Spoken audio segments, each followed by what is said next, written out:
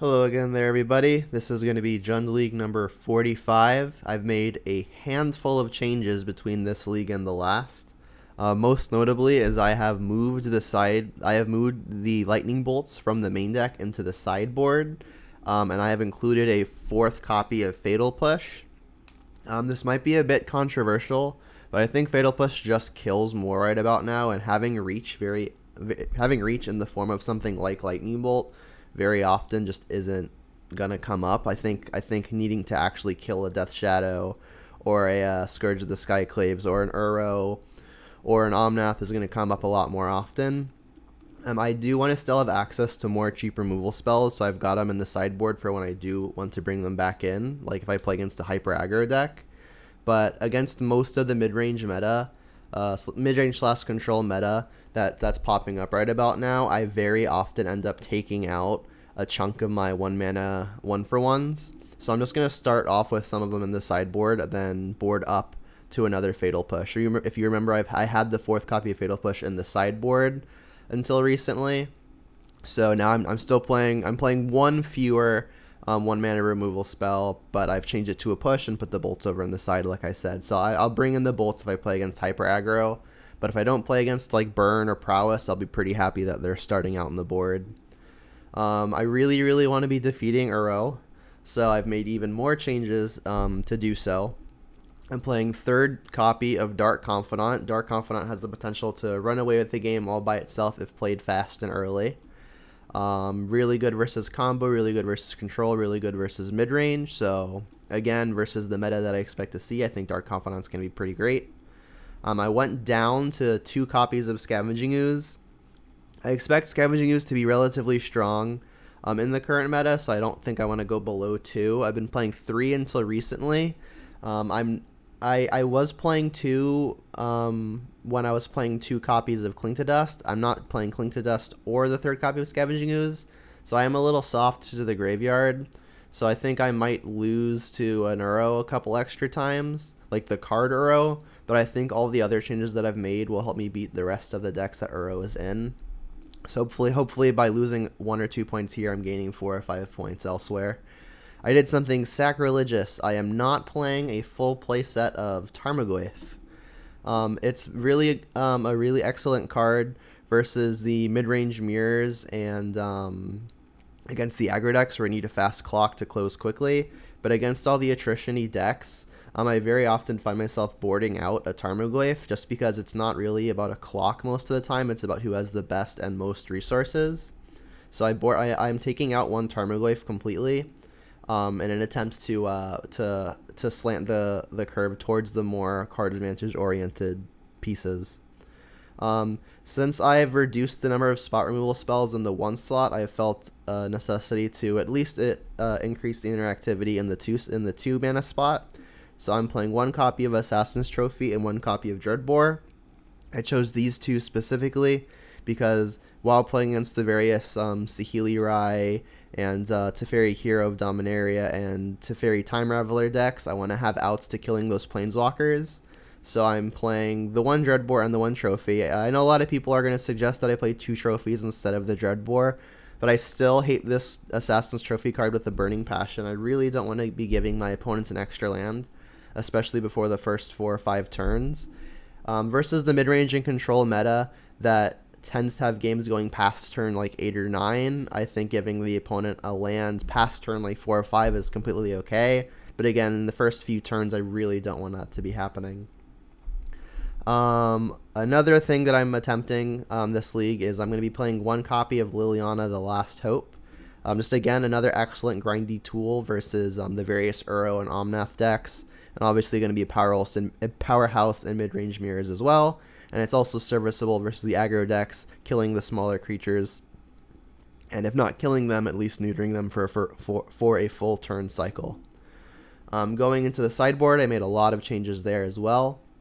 Again, for the Ashiok and even the Titan decks. Sorry, I brought in Ashiok, another copy of Ashiok, for the Titan and Uro decks. I'm still playing 3 copies of Cleansing Wildfire to get rid of problematic lands. If I do play against anything hyper aggro and I bring in bolts, I'll likely bring in Collected Brutalities alongside them. And I can also bring the brutalities if I'm trying to take things like Cryptic Command and Factor Fiction. I'm playing a third copy of Nihil Spellbomb, just has more graveyard interaction, because I think that's where we are. Pretty much every card in this sideboard gets brought in versus Uro, with the exception of Bolt and sometimes the second Brutality. And I'm also playing 2 Alpine Moons. I haven't responded to the comment yet, but someone had suggested that I start trying out Alpine Moon again, and I think it might be a good thing to try out. I still really like Damping Sphere's positioning in the meta, but I really want another way to deal with Field of the Dead. This Field of the Dead is just like the biggest monstrosity to happen to Jund in like the past decade. So I just really want to mitigate the threat of Field of the Dead. You can have things like Cleansing Wildfire, which are fine, but if the opponent isn't playing their Field of the Dead as one of their first 7 lands, they're gonna get some amount of value off of the Field of the Dead if it's already in play, and then you Cleansing Wildfire it. But Alpine Moon can come down beforehand and help make sure that the opponent doesn't get that little bit of extra value. Isn't there a new Smother that hits Planeswalkers? There's I think you might be talking about the Fatal Push analog, the one with Kicker and its sorcery speed. And oh, part is covered. Oh, that's just because I forgot to move this over. Usually it's moved over. There it is, my bad. Alright, so let's take a look at the current Modern metagame. Hey, look what's number 15. We snuck back in there. Alright, so we still, for I think the 5th or 6th month in a row, have Uro piles coming in at first. Humans at second, blue-white at third, a pretty consistent second and third. They've been flip-flopping. Rakdos Shadow also in the top 5 tangle for a while now. Amulet Titan pushing all the way back up to top 5 status. And then we've got Heliori, Heliod Company, Eldamri's Toolbox, just a bunch of really obnoxious creature combo decks. And then we've got all the other aggro and mid-range decks that Modern has come to know and love. Ignore this Tron thing, it's hideous. With that said, let's just go ahead and jump into the league.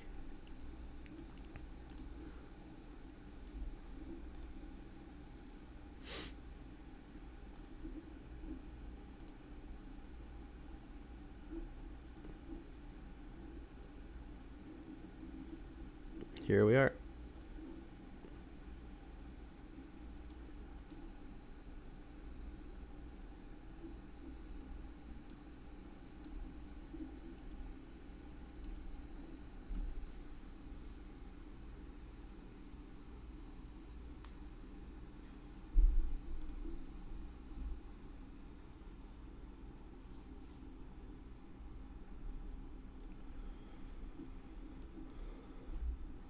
This hand's really, really slow. Don't think I can keep. We obviously have a good 3 mana play, and that can help filter our hand, but if the opponent does anything oppressive in the first 3 turns of their own, we're going to struggle to come back unless we get really lucky. So I think I'm going to ship. Well, we've got one of the best hands in poker. If we've got a second land on top, this hand has the potential of being very strong. I mean, we can cast our 1 mana spell, but I mean, Dark Confidence can be pretty painful, and our only land is Peatland. If this were a Blackleaf Cliffs, I think I would have a better argument of keeping, but with 1 land and it being Peatland, I think I gotta go back and go again. Alright, well, it's one of those days, I guess. Don't think I'm gonna go down to 4. Gonna keep the Bob because that can bring me back. Seasoned Pyromancer might end up netting us a card if we go down fast enough. Let's bottom Bloodbraid because it's the most mana intensive. I think also Kolagon's Command.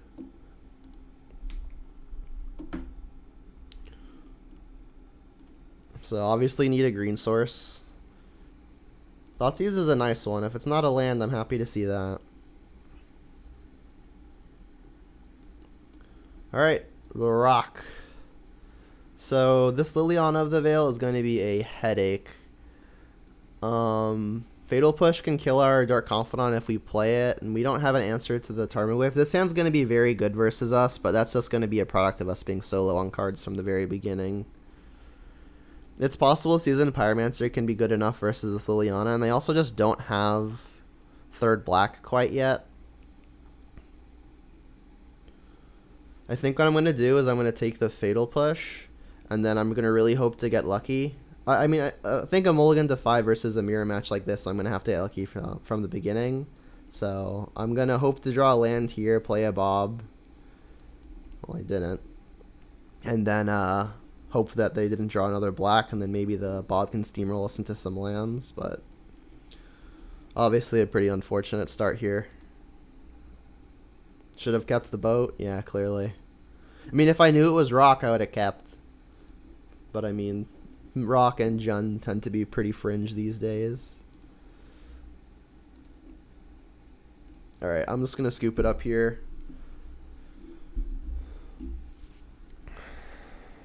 Well, I hate to give the opponent a round 1 bye, but let's see what we can do about games 2 and 3.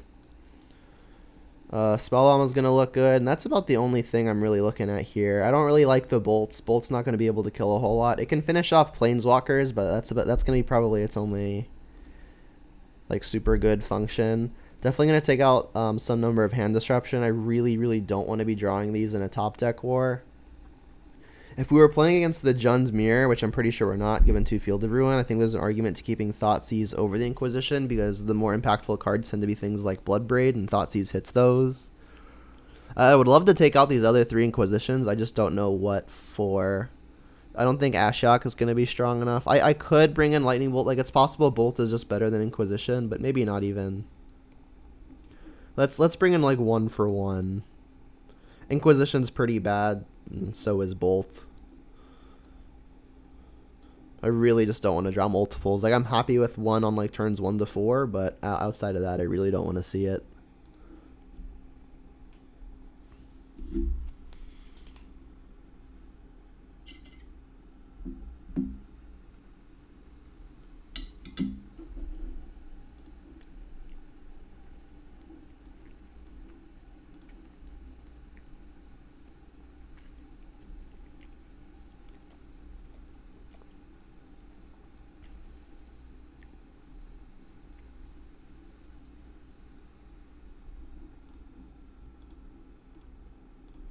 So, definitely going to lead on Dark Confidant here, because if it doesn't get answered, we should be ahead from the beginning. I mean, if they've got an answer, then I may wish that I had like played another threat. But if they don't have a removal spell here, and they take their turn off to try to answer the Bob with something that costs 2 mana, we'll have a pretty significant tempo swing. Alright, and they didn't. Alright, so now if they want to play a creature, they're going to have to take the turn off from killing the Bob. Well, I guess they drew that. We hit the 3rd land, though. That's pretty significant. Already better than last game. So I could play a creature here, but then we could fall very behind to a Liliana of the Veil. That said, if they've got the Liliana, I could use the Kolaghan's Command to finish it off and like buy back the Bob or something. I think between Ooze and Tarmogoyf, given the opponent's not playing red, Ooze might actually be the weaker creature. So maybe I just lead with that. Also, if they Liliana minus and I spike a land, maybe I can Bloodbraid and kill it that way.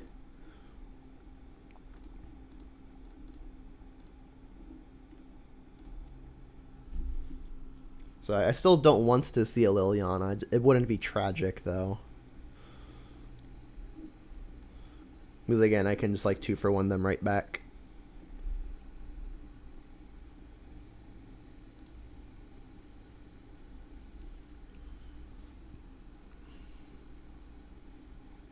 Liliana, the last hope.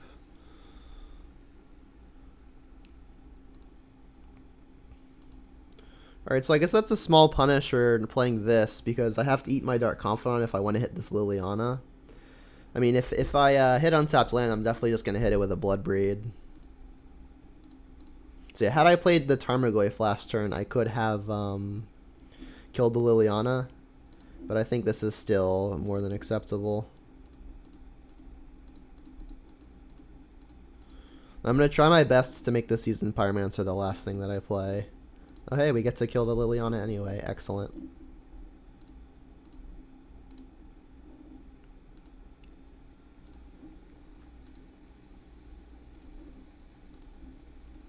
Pretty nice that we get to deny them a card's worth of value off of the Liliana. Fading 2 damage isn't exactly what they want to be doing with that. I mean, we're pretty decently ahead. We could get behind to something like Kalidas, Trader of Get. Yeah, that Bob just isn't going to do it. We've got a Ren and 6 in play. If they had something like a Trophy or a Decay, then I can see this play being good, but we just have the onboard answer. I could buy back a land, use the Kolaghan's command to kill the Bob, and then I could also play a Tarmogoyf. Just continue advancing my board. I think I kind of like that, because that means they don't have a clear way to just attack down my Ren and 6 without me chump blocking. Because again, if I just ping this, I could play the Goyf, but it doesn't use my mana very efficiently. And I want to empty my hand so these Seasoned Pyromancers start netting me stuff. Yeah, so I think I'm going to get back the land, Kolaghan's command. It's a little on the riskier side. Maybe I should just cash in this Ren and 6 for the card. And I get to play the Tarmogoyf anyway. Yeah, let's not get too cute. Let's just use our onboard answer. Save the Kolaghan's command for later.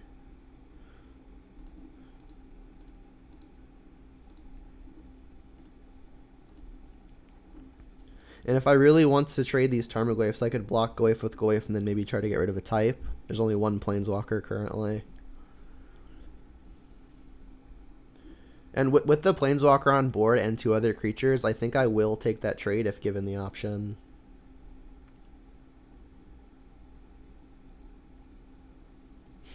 All the Bobs. Right, well, we get to kill all the Bobs. Do I want to eat something? Yes, I'm definitely going to eat the opponent's Dark Confidant.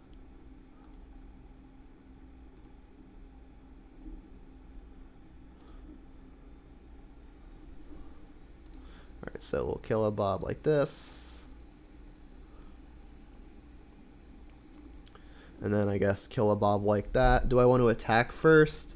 Like, if they block Goyf on Goyf, then I have the option of killing Goyf, but I definitely just want to kill this Dark Confidant, like, almost no matter what.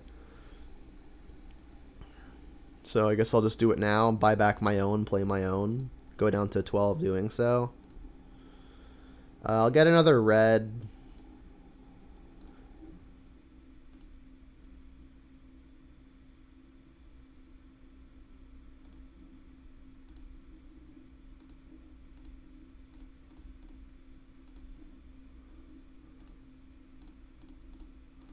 Three Bobs down, 1 Bob up.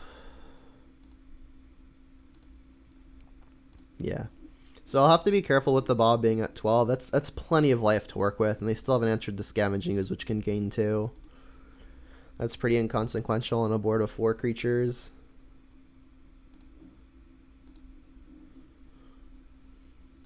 Bloodbraid just the weakest thing I've got going right now. So I think my best hits now would be like Raging Ravine. I hit the Dreadbore. That's good. I'm just gonna hit the creature because I can very easily just attack the Planeswalker. Yeah, Bob is very good versus Jund, but we've got Ren and 6 to deal with it pretty effectively. There's a good argument now for playing stuff like Collective Brutality over Inquisition because we know the opponent is playing at least 3 Dark Confidants. Brutality kills Dark Confidant, which is a pretty must-answer card. Inquisition takes things like Liliana of the Veil, whereas Brutality does not, but I think answering a Bob just might be more important. Also, Brutality just a much better draw late game than an Inquisition when we're in a top deck war and the hand disruption does almost nothing. Ice Cream, what do you mean?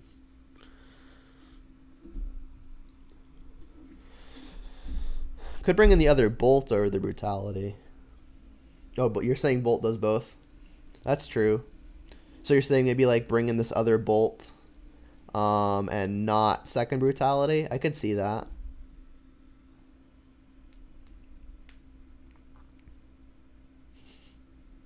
Oh, we won Ice Cream for the team. We still have a 3rd game.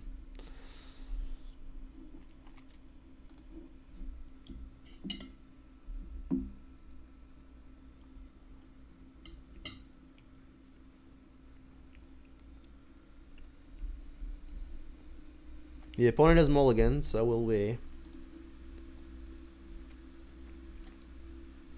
So another card really good versus Dark Confidant.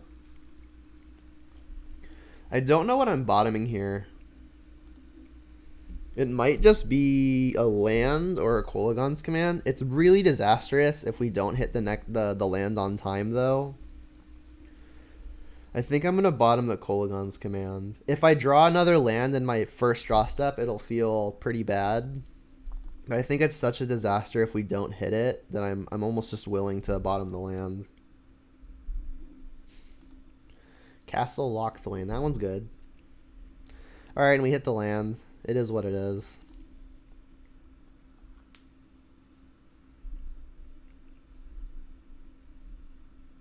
Bob. Scavenging Ooze. It's probably worth a push, especially because I want to put the Dark Confidant into play on an empty board.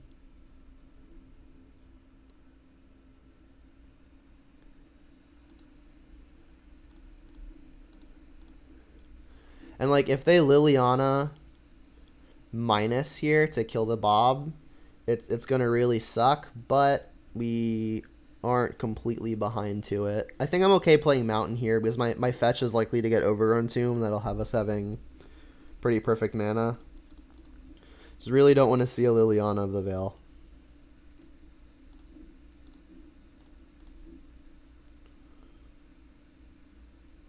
That does the trick. Hey, Liliana of the Veil. Alright, so let's get Overgrown Tomb. Small misstep. I should have played the Mire. I've already got the Mountain, so the Verdant's the better fetch because it gets Forest. And then in terms of which Liliana I'm playing first, I think it's just going to be Last Hope because I can get immediate value. If they have something like another Abrupt Decay or a Trophy, then I'm going to really wish I had saved the Liliana for when I can Edict and get definite value. But no Liliana of the Veil is really good news. Old Legend rule? Yeah, not anymore. Alright, so now I get to Liliana that. Hopefully they don't have fetch. Oh, they have the fetch. Never unlucky.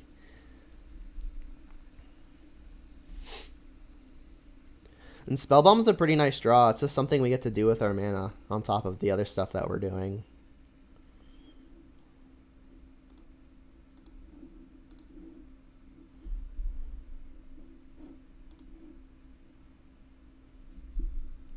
Alright, they get their 2-for-1. I guess 3-for-1 depending how you look at it. I've got my Liliana left over though, so who knows.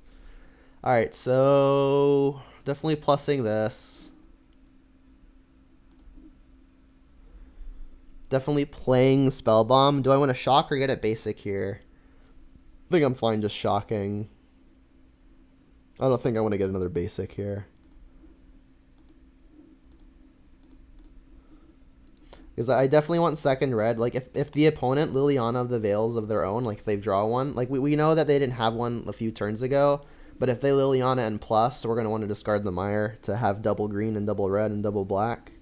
Like, our mana is already perfect just having these 4 lands into account, taking these 4 into account. Uh-oh. They don't have a land, though.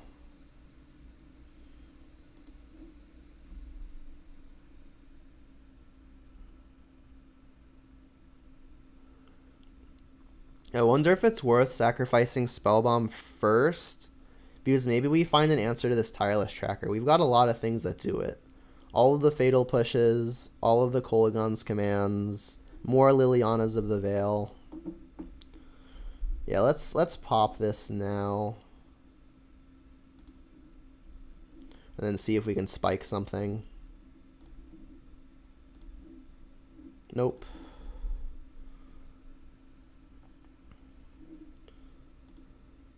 I could have plussed first to also get the card that the opponent is discarding into exile, which may be a misstep. I mean, they haven't drawn a land yet, so we've got that going for us.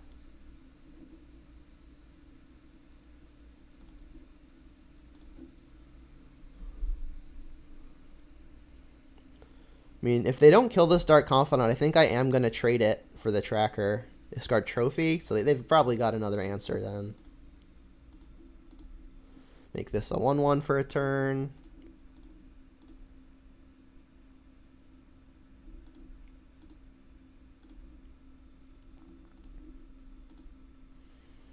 Alright, so I mean...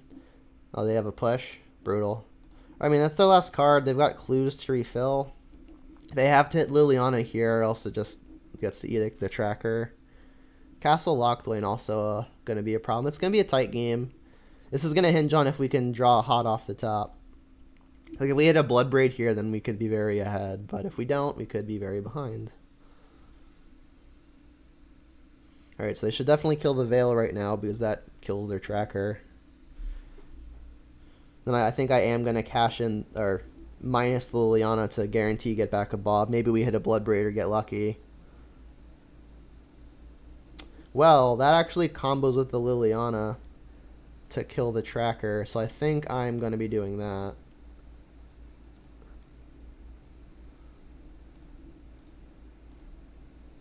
And then if the opponent has Lilianas, I'm going to want to have my hand empty.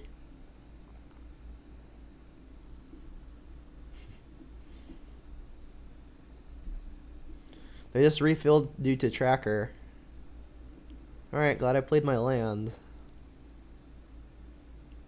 Alright, and then we're just going to need to find stuff like Bloodbraid now. Yeah, see, the opponent has Thoughtseize. That's really, really dead here. If it were literally anything else, like if this were a creature, we'd be pretty behind. How much red do we have right now? 3? That's enough. I'm thinking about, like, if I find a Seasoned Pyromancer and then draw a red spell off of it, will my mana be set up to cast everything? And the answer right now is yes. Not great. I mean, I can see if the opponent has something like a Fatal Push. That's about the only thing that it's doing.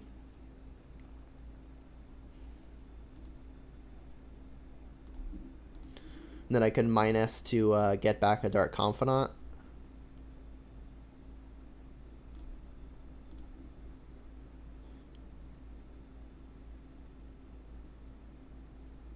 Got a trophy. They have another Liliana, though.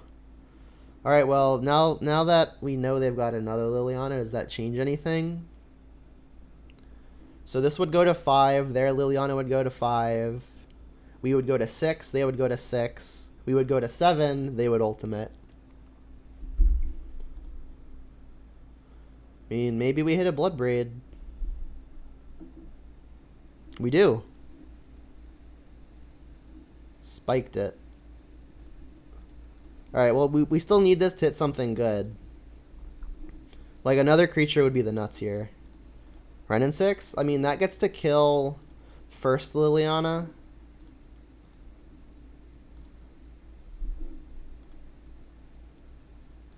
Liliana the Last Hope, really, really pulling its weight right now. Yeah, Castle's going to be a pain. But, I mean, we're the one with all the Planeswalkers. They just conceded to that? Jeez, alright. Well, sure. Sure. Let's update that record. Yeah, Liliana Last Hope looked absolutely insane there.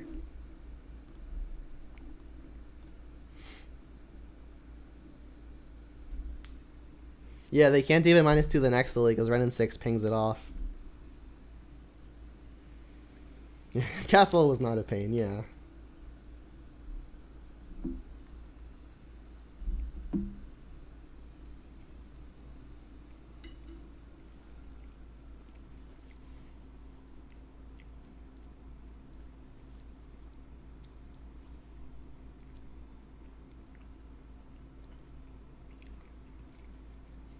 I was scared we were going to give our opponent a round 1 bye after that first game.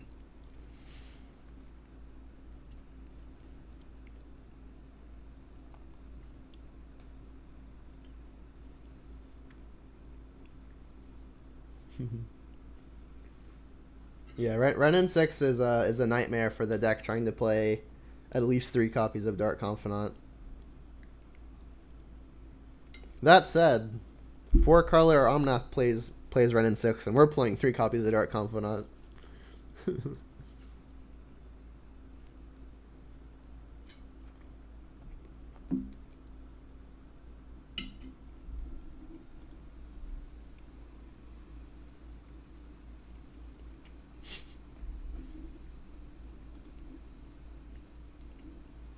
hand's quite good.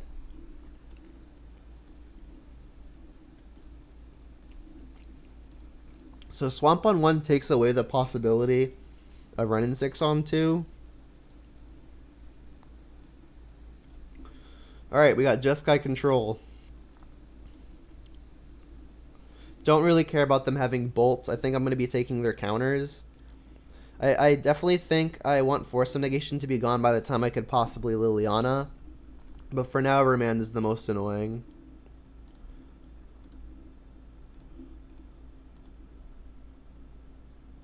What's up, RTWB? I don't know how to pronounce that as a word, so I just said the whole thing.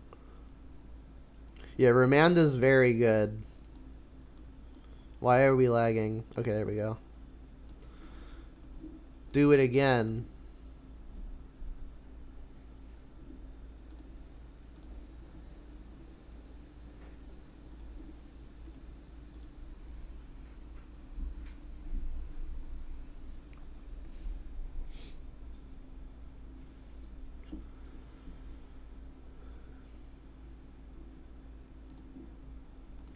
So definitely want a red source to start powering out the Pyromancer. So this looks like a good time to get Stomping Ground. Then I think I'll play out the Pyromancer here. Well, does that change anything? If I Pyromancer, I like have to pitch a Bloodbraid, and Bloodbraid's probably one of the best cards I have available to me in this matchup. So I think I'm just gonna pass and start chaining Bloodbraids as early as next turn.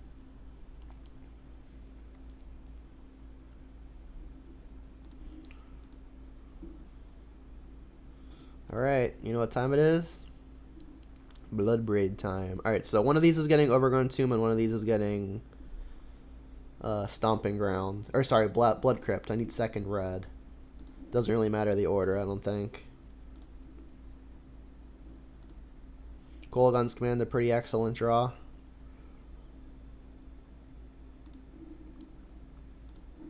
Gonna try to avoid getting basics versus the Path to Exile and the 2-mana sorcery that kills a land deck. Liliana, that was really good. I think I'm going to be plussing. They could bolt my Liliana with Bloodbraid still in the stack. Okay, they see it. I get the 2-for-1 regardless. And I funny enough, kind of didn't want to discard anything in my hand.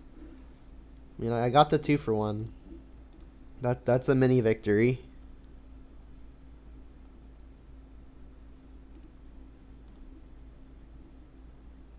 Alright, and then Shock of Hollowed Fountain could just mean they're trying to hold up the Cryptic.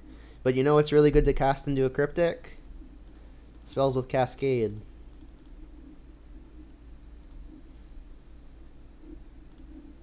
Sure.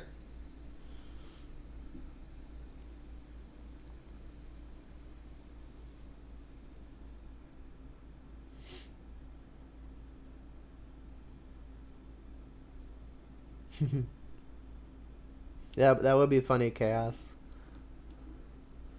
Counter draw. They countered the Bloodbraid? Sure. Are they going to force this? Doubt it. So they got Force, Bolt, and Path. Well, I've already got a Bloodbraid in the yard to get back with the Kolaghan's Command. I think I'm just going to take the Force. I really don't care much for their 1-for-1s. I want my powerful Planeswalkers to resolve.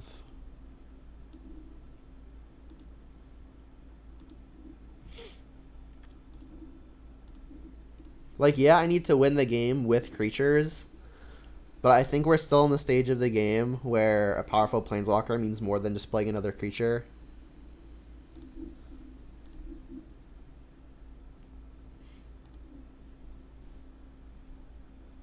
Alright, well, I don't have a haste creature, so let's just lead on an attack.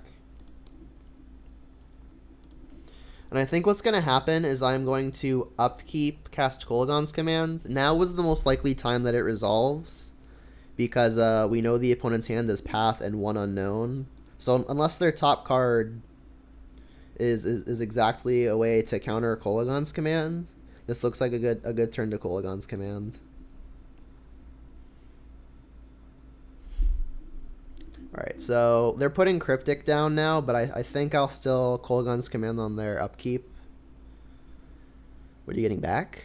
They're getting back Cryptic. Alright, well, I'm still going to upkeep this before they draw. And I think my other mode is going to be opponent discards a card.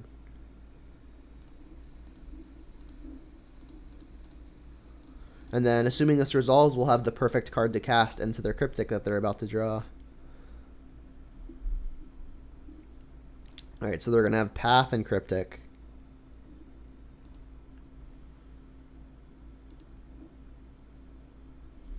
Alright, I guess I could play Mountain. I get to hold up the Overgrown Tomb, so if I hit Scavenging Ooze, I can have the green, or if I want to Fatal Push for some reason, I can have the black.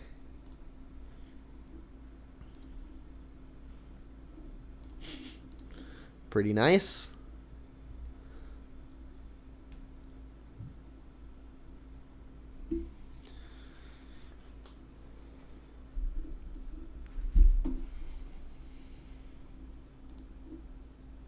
They countered the Thoughtseize. I guess they want to path this Bloodbraid then.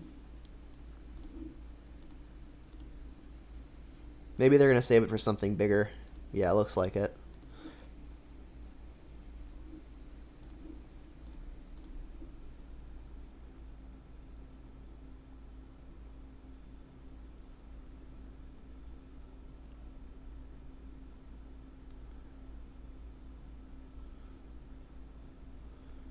Teffers, yep.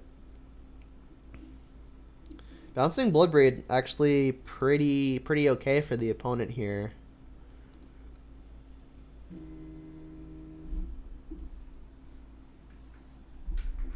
Hello.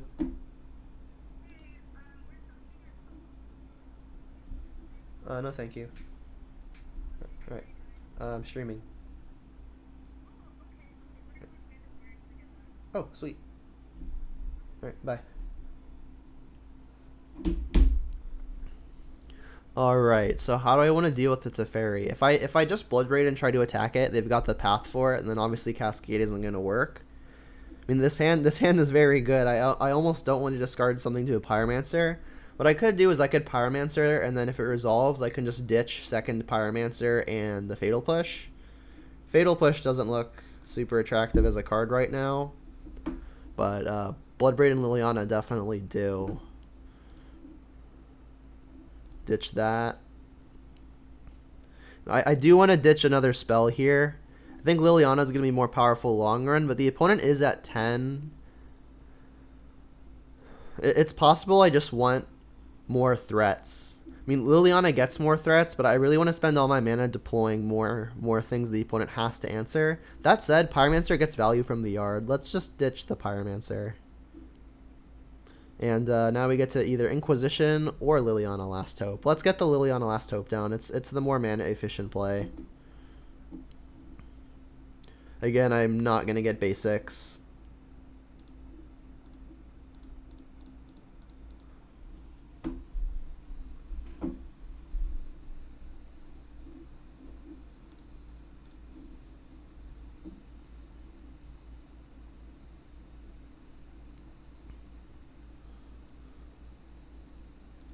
Get back the Bloodbraid. Without the Teferi in play, I think it's an easy Bloodbraid.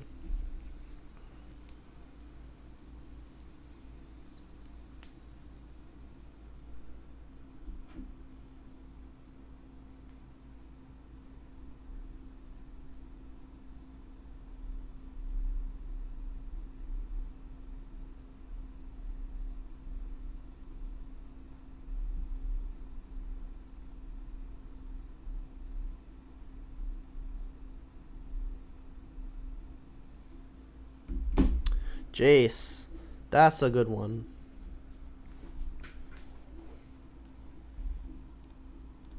Going straight for the Brainstorm. Alright, well, I mean, we've got some haste creatures. We've got a few haste creatures. I know the Cascade isn't going to work here. I should definitely Inquisition first because this can take the path and hopefully help ensure that Bloodbraid actually gets to hit something. Oh, they found the bolt. I mean, I guess I'll take the bolt. The path will at least give me a resource.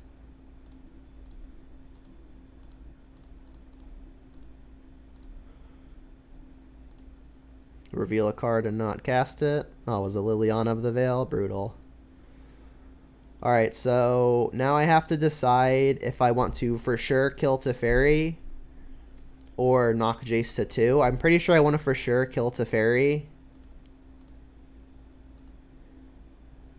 I kind of almost like giving the opponent the decision. It's like, which Planeswalker do you want to save? Because like, if they keep the Teferi and I get to kill the Jace, I'm happy with that.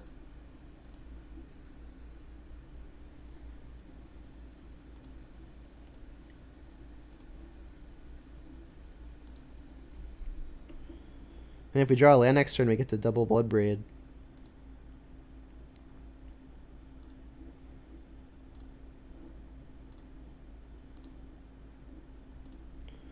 Alright. I mean, this is quite a board. The opponent's got the Jace, and we've got the hand of Cascade spells.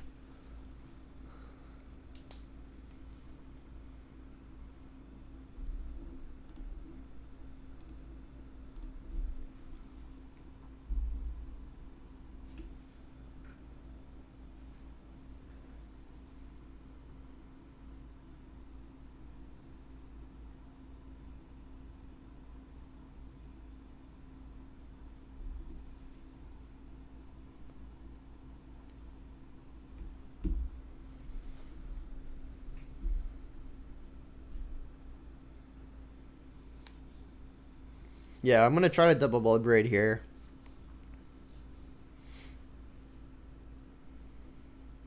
Brutal. I mean, unless they find another removal spell, it's even just an island. Oh, hey, we found Trophy. Alright, well, I could Trophy the Teferi to make sure we get the Cascade, but I think I want to just guarantee that this Jace dies. So I think I'm just going to Bloodbraid attack.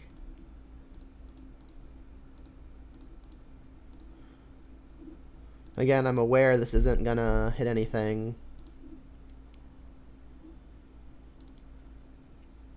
I'll save the Trophy for some threat later. Alright, so this will attack Teferi. This will attack Jace the Mind Sculptor. You don't get what?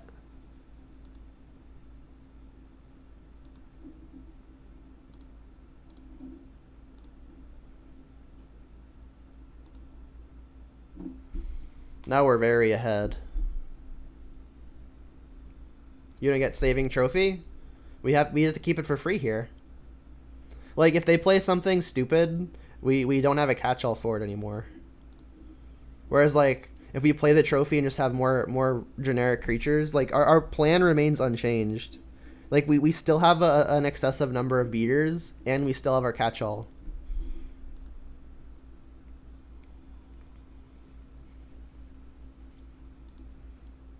Alright, this one I think I will Trophy, though. Because I really want to get the beat down.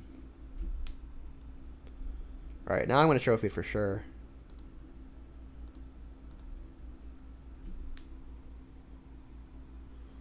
Because, like, now I'm trying to close. If they counter this, then it's unfortunate. But, like, okay.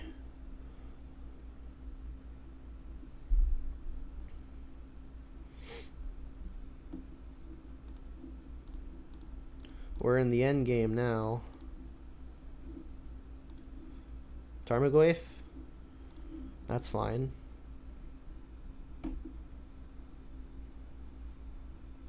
No guarantee it hits anything. We had a Spell Stone. They have a Shark Typhoon. That's good to know about. So they can make it 3, 4, 5. They can make it 4/4. Should I be attacking anyway? If they make a 4/4 and they block, the Liliana gets to kill it. So yeah, we've got an attack here.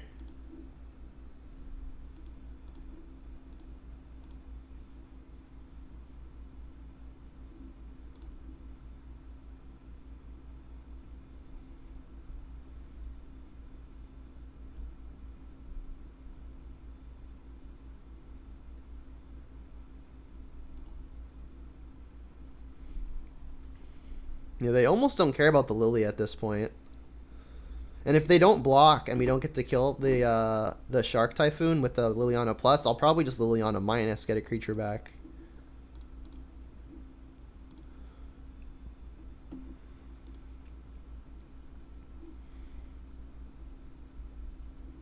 Alright, cool. We get to kill the shark.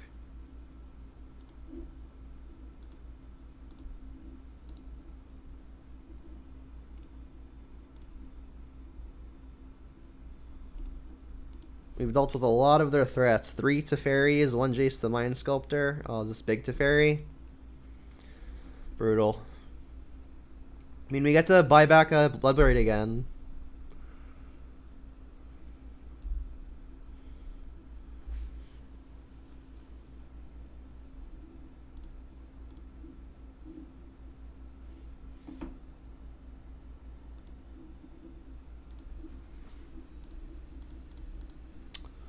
I guess if we hit an ooze, I'll want max green.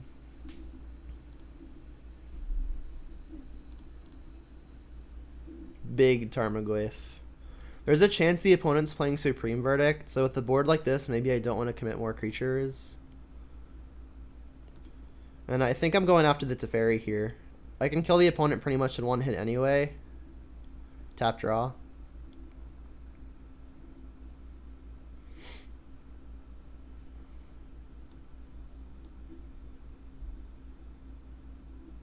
Bounce a permanent? Oh, they're going to start trying to loop me. Alright, well with the loop threatening, I think I will play Dark Confidant.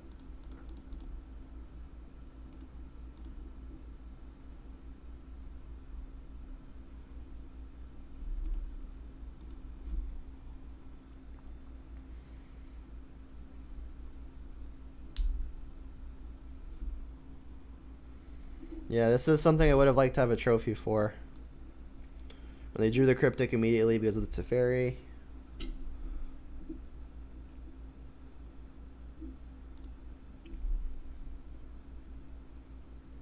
Run in 6. Alright, let's try to go to combat.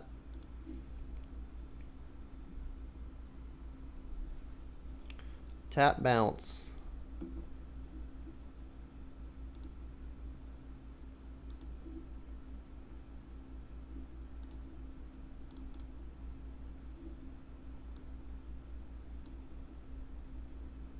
Got another counter. Remand is fine.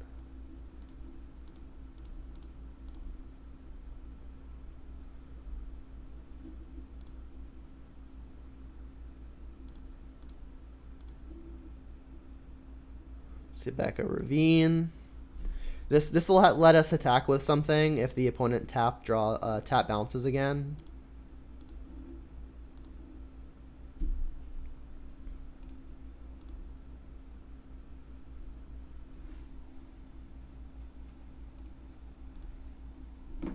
Yeah, Scooz is going to be strong as well. I'm going to buy it back next turn, or so is the plan.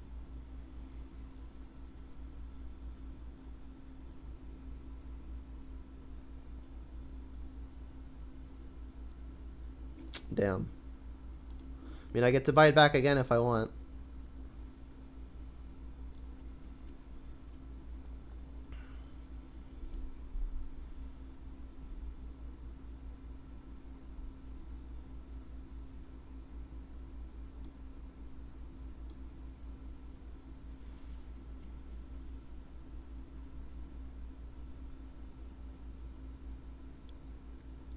Well, I guess not anymore.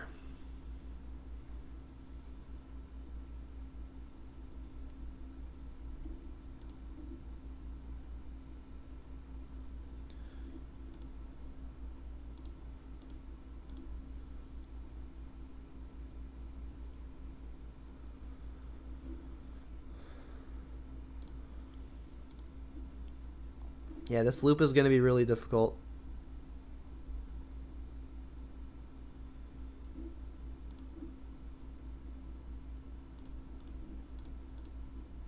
This is never doing anything else.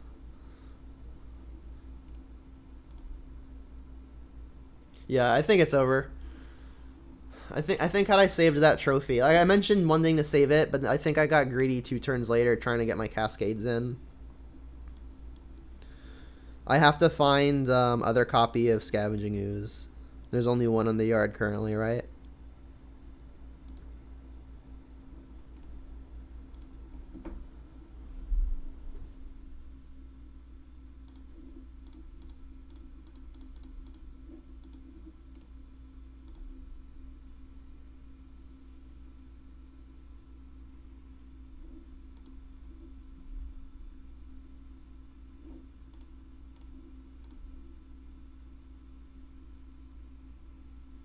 You just would have cashed it in immediately? Yeah, it's possible.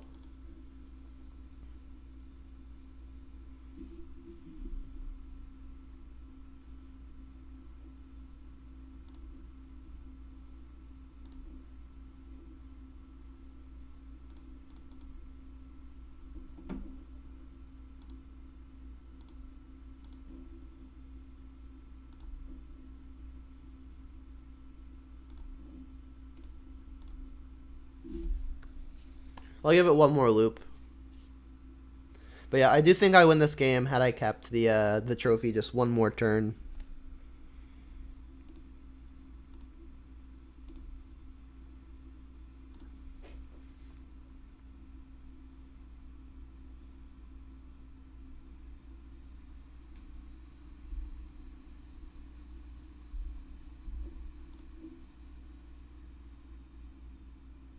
Found the Dreadbore.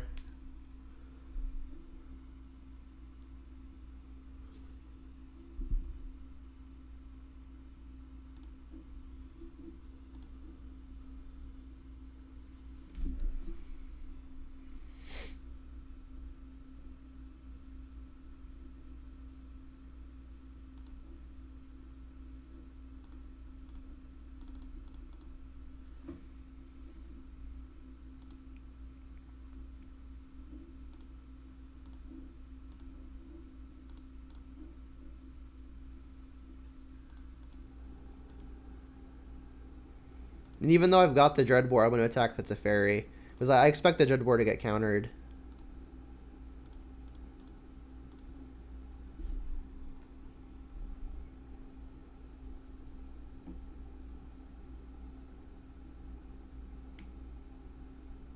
That worked?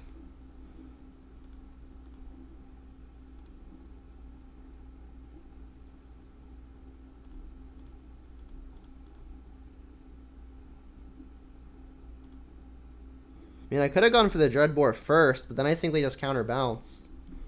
I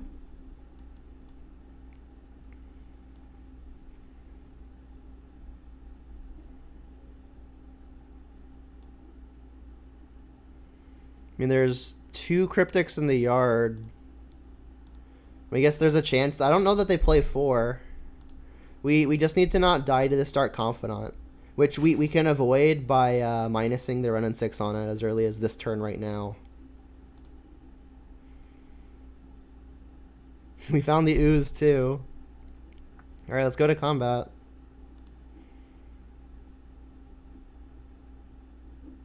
Bolt me. Oh, do you have it? They just wanted to see our top card. They've got the burn. They conceded. Hey. Dreadbore came in big. Trophy would have worked too. We saw Snapcaster. Definitely want to take Cryptics if I can. Don't think I'm bringing an Alpine Moon just for Mystic Sanctuary. I think I'm going to trim an Inquisition. I definitely want to cut the Fatal Pushes. I could bring in a Bolt because it's good for finishing off Planeswalkers. Like we saw multiple times, I wished I was able to kill a Teferi. I usually board down to like 2 or 3 Tarmogoyfs. I'm already short 1.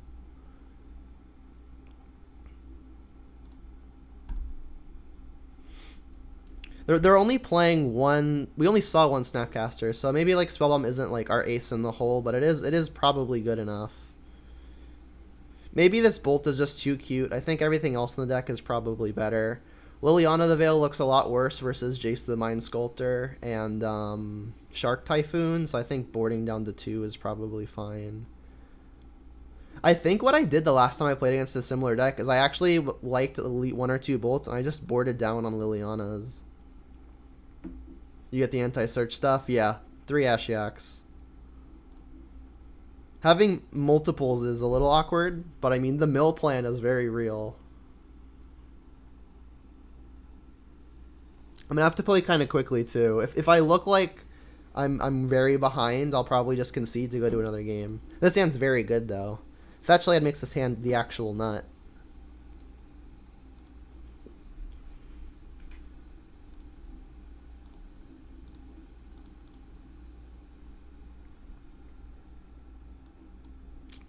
Oh, they've got 2 Remands and the Bolt. Let's just take a Remand. That's that annoying.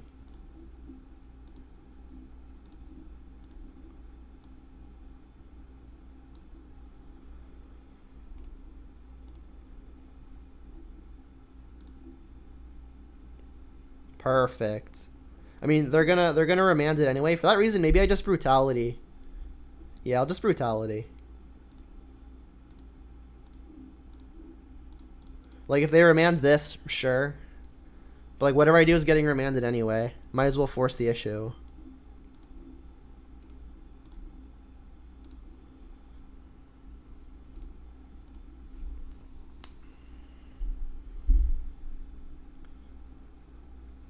It's a fairy. Annoying.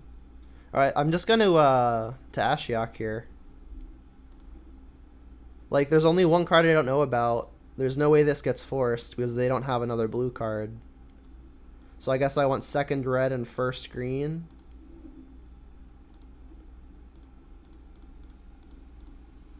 And I'm just going to start going to work on them. They can bolt the Ashiok, so I think this is going to be my only activation for a while.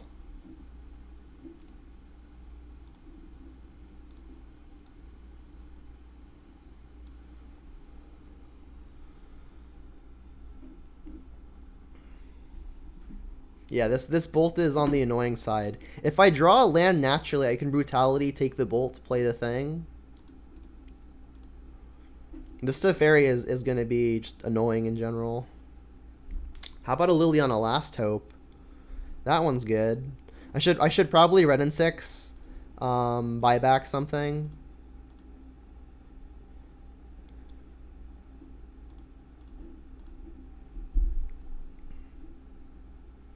And then no matter what I do here is going to get bolted. Let me just lead on Brutality.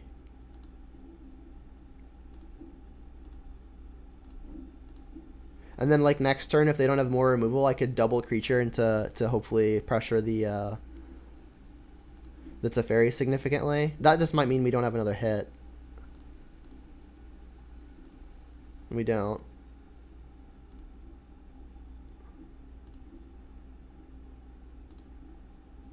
I mean, their hand's all lands. That's the silver lining on the 1 for 0.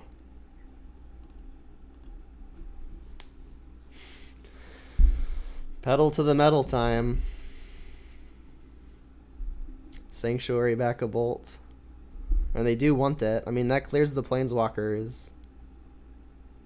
They minused? Oh, just to get the Bolt. Yeah, sure. I mean, now I get to minus on the Teferi so they can't bounce a creature. And if they're going to remand, I'll play the creature that they're going to know about. Alright, so now let's minus there. Play a second creature. Alright, the engines are revving.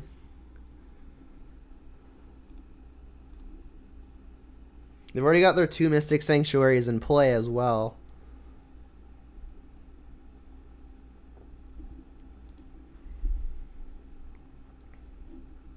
Alright, Bob going to work.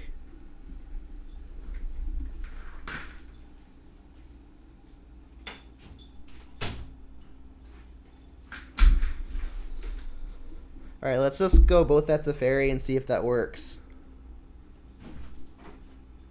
Can I suggest you play music in the background?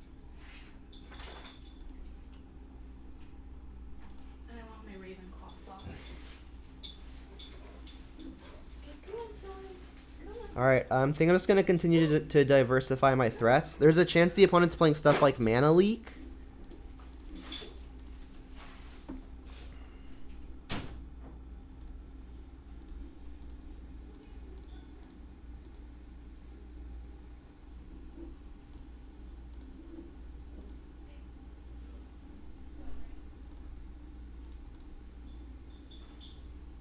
Yeah, Mana Leak's probably unlikely, but if playing around it is free, then might as well play around it, right?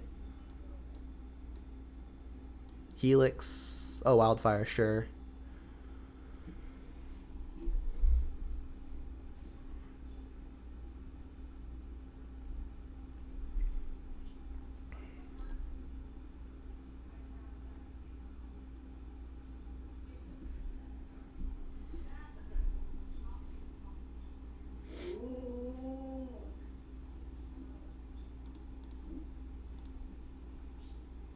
And if they Mystic Sanctuary for something, I can eat it, but I don't think they have more than 2.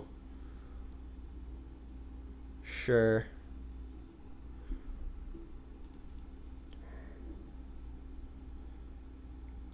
Let's just go ahead and eat the Bob. I don't think I'm going to be buying it back. Actually, I think I will be. Let's get the card off of this.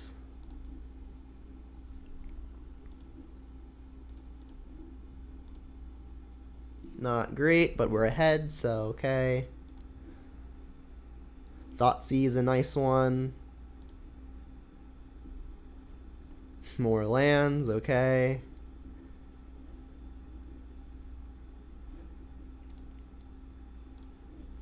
I mean, we don't have significant pressure. And I think 10 life is still a pretty healthy life total to go ahead and get a Dark Confidant into play. I guess if I hit something like Bloodbraid, I would have wanted to minus first. Let's Tarmogoyf. That's bigger. Let's leave up maximum green.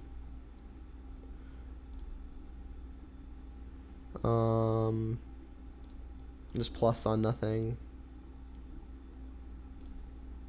Looking good.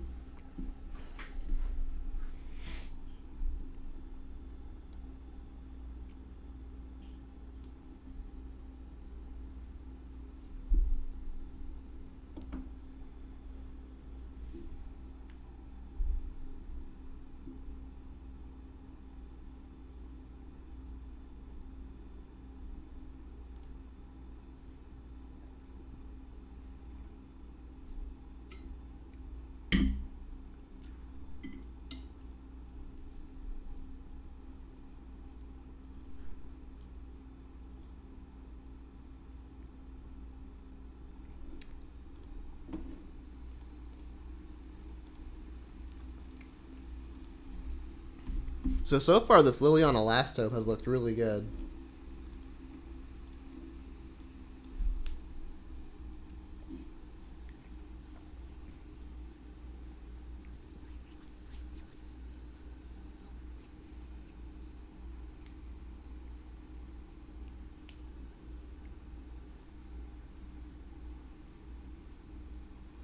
Oh, I didn't even see the bot in the chat trying to make me become famous, but not really.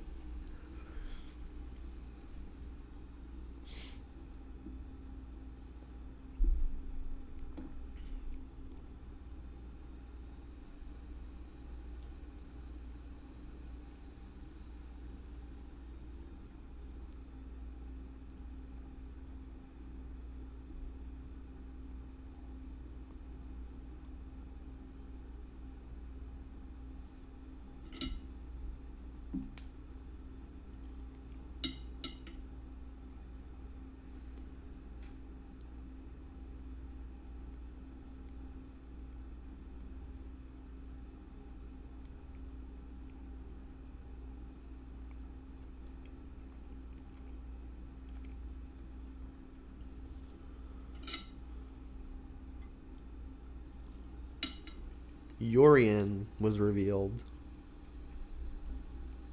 This hand's really awkward. If I had a red source, it'd be good.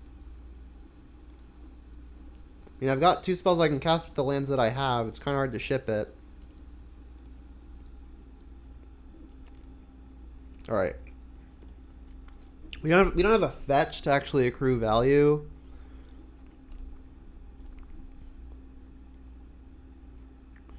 Would have liked that last turn. I mean, I think I'm just gonna play the Tarmogoyf here. It's pretty tiny. Well, the tiniest it can be, as a matter of fact. But the thought process here is if they do something like Remand, next turn I can Inquisition and Tarmogoyf. Rude. Brutal. Don't think I want to Dreadbore that. That was a good one. Barring no Force of Negation. Cool.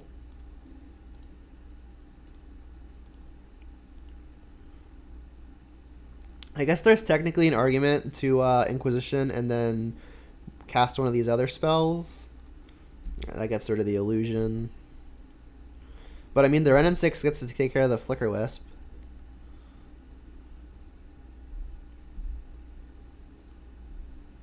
So I think I'm going to plus first such that the opponent discards without information. I just don't know what I'm discarding.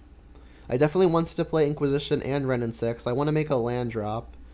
Don't think I want to ditch a Dreadbore or a Trophy. I mean, I'm getting another card off the top, so let's just wait and see what that is.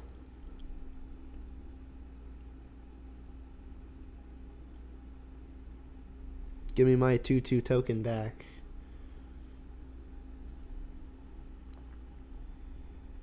I mean, I could also just Inquisition first. That was good. Such that I can discard with information as opposed to them discarding without information. I honestly don't think there's going to be anything that I care about that a Trophy hits that Dreadbore doesn't. So I think I'm just going to discard Dreadbore and then go Wrenn and 6 ping, or Inquisition first, then Wrenn and 6 ping. So I'll discard Trophy. I mean, I guess I should just discard lands, right? Because lands come back with the Wrenn and 6 anyway. Yeah, let's do that.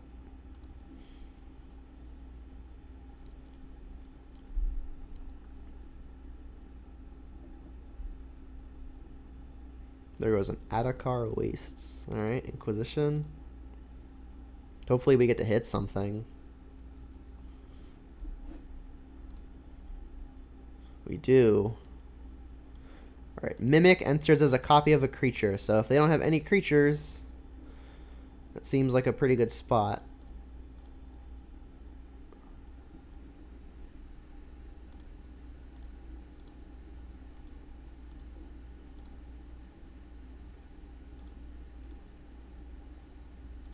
Alright, we're doing okay.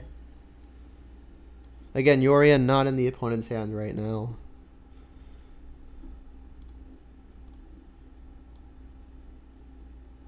Now it is.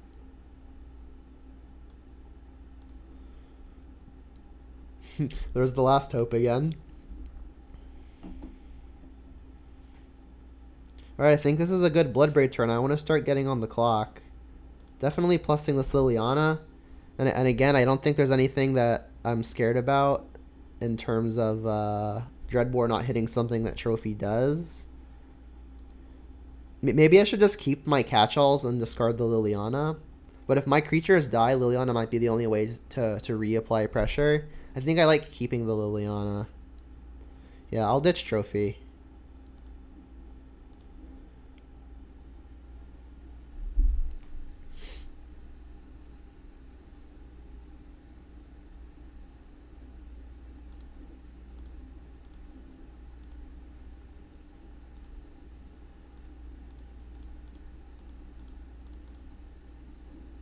Another threat would be really ideal. Excellent. That might have been best case. It's an onboard threat that the opponent has to deal with relatively immediately. And it should keep our resources flowing.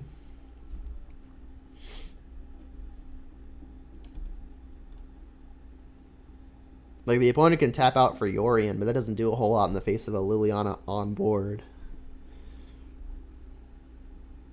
Yeah, too much for the opponent to handle. Nice. Alright, so blue-white blink.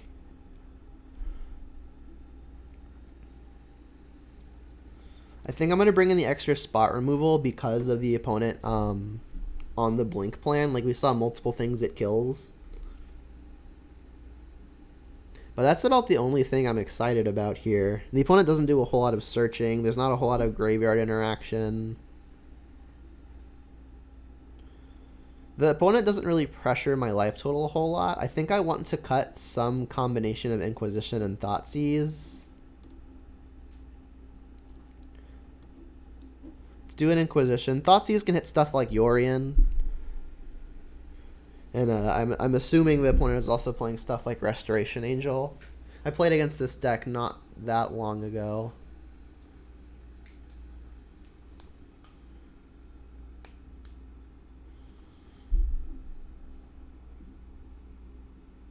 I'll just take out another Inquisition. They're pretty horrid top decks, but I do want one or two early.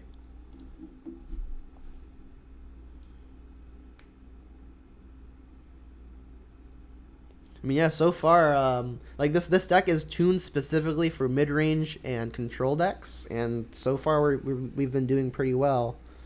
Every card, pretty much every card that I adjusted my deck between last league and this league with, we've seen and has been good. Like Dreadbore we've seen and has been good. Trophy we've seen and has been good.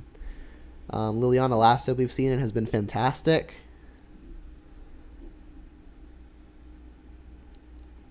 And then I haven't really missed Lightning Bolt. Stands very good. No 1-mana play, but we did take out some Inquisitions and Thoughtseizes, so to be expected. They have mulliganed.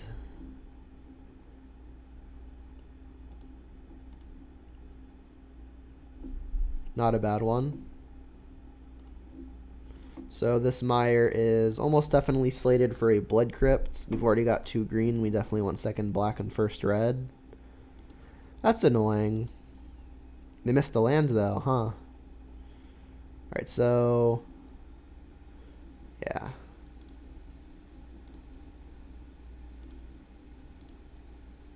Still gonna get Blood Crypt. That remains unchanged.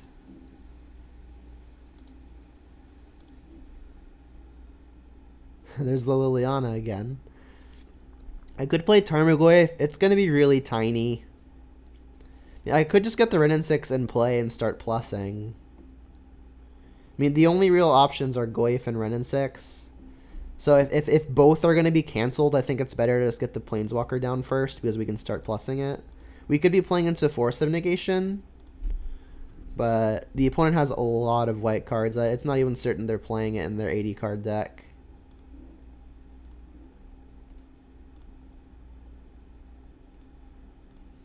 Ideally, they're incentivized to pop the relic right away to hit a land, but okay. Definitely going to Liliana start plussing here, unless they play a 2-mana creature, in which case I'll Edict it and keep the board empty on the 2 Planeswalker board.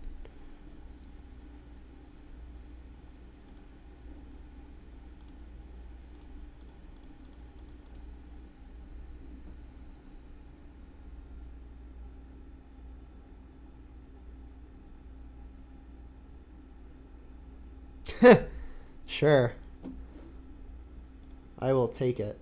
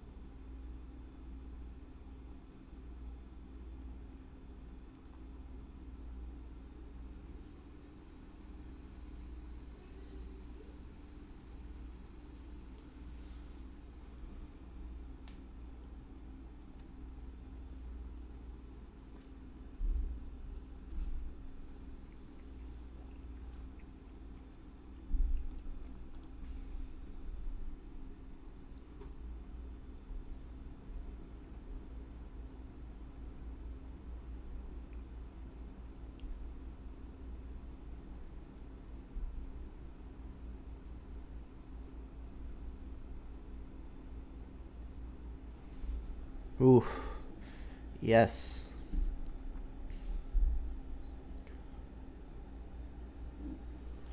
Very good, very good, very good. Again, this Liliana Last Hope showing up. Serum Visions. Island Serum Visions, that might be Ad Nauseam. This hand's quite good versus Ad Nauseam. I wish this were the other Liliana, but I mean, we don't have to wonder for too long. My guess would be Ad Nauseam or Storm. Those are the two most commonly playing decks playing Serum Visions. Oh, maybe it's a control deck. Alright, well, no matter what I do, this Bob is not really surviving. They do get to hard counter my first play with Logic Knot. So, I mean, I guess I'm going to take the hard counter. Whatever they remand, I'm still going to have access to it. I'll take the hard counter.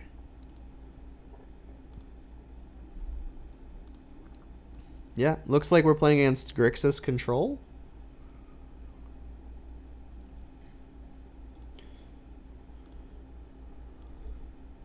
I guess I could still be Jeskai, but I mean, Polluted Delta might hint otherwise. Alright, and they Serum Visions too. So that gives us a window to resolve a Wrenn and 6. And I think we are going to Wrenn and 6 here, because if I Bob, they'll just bolt it. I'll get Stomping Ground. The rest of our mana is already pretty set up. This could indicate that they've drawn Force of Negation, but if they're going to 2-for-1 themselves to do that, I'm pretty happy. Maybe they've drawn Spell Snare. That could be another possibility.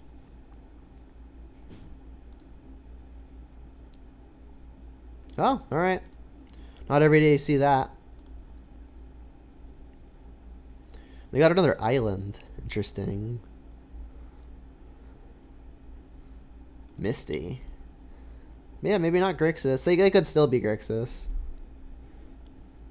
So no matter what I do here, it's getting remanded.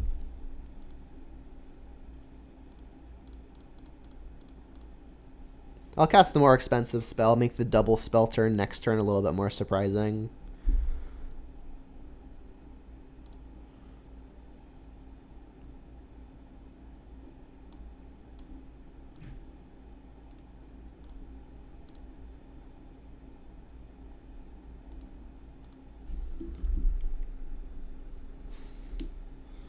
The opponent could still be some kind of combo deck. It's a lot of cantrips. I mean, and Logic Knot. I mean, Logic Knot really suggests control deck. Remand could still be a combo deck, but Logic Knot really, I think, means control.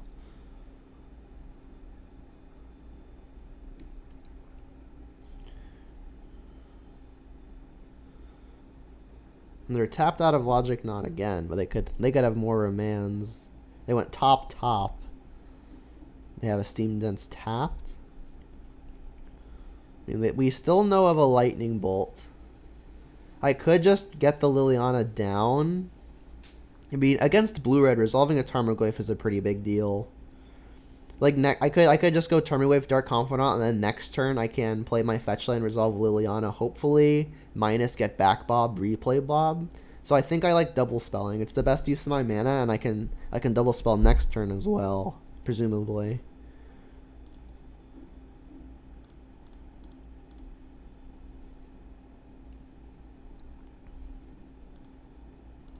So I imagine this is getting bolted.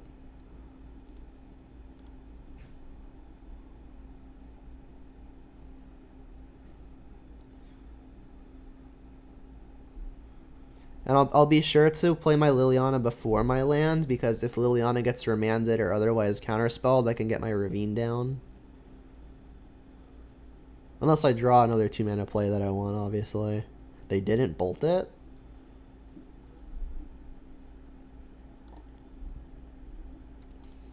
Okay. I guess that makes sense why they waited. They wanted to get the trigger. Sure.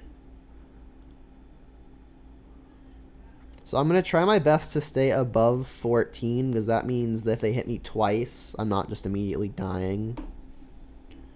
We're at 5-6 now. I guess if they counter my Liliana with a hard counter, I'll want the Liliana in my yard to grow the Goyf.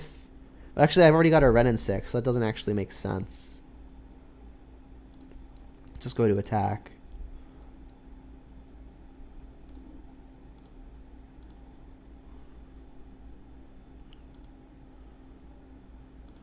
And Ooze is a nice one. I still think I want a Liliana, though. I want to diversify my pressure, especially if the opponent plans on bouncing everything.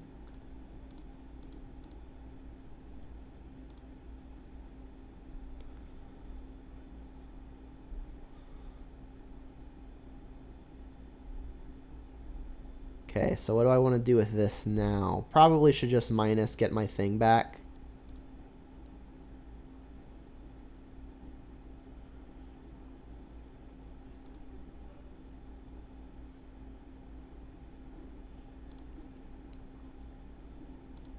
So now, what do I want to play?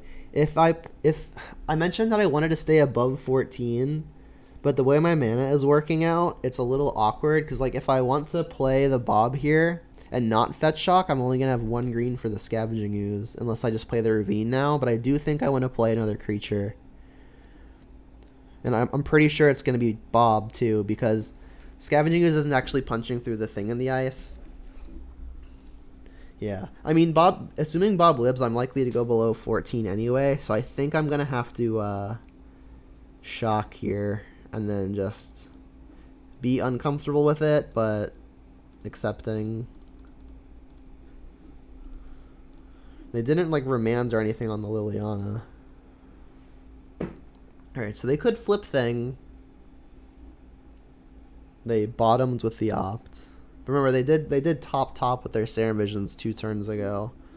So, I mean, maybe the opt is what was found.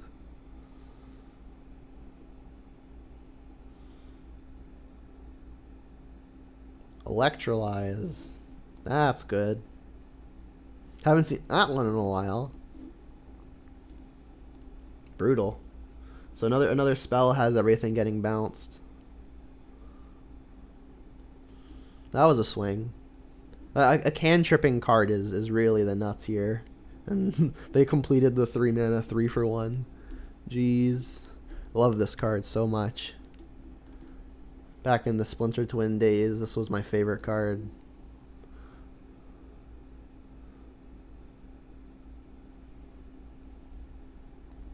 So I need to find something like a Fatal Push here.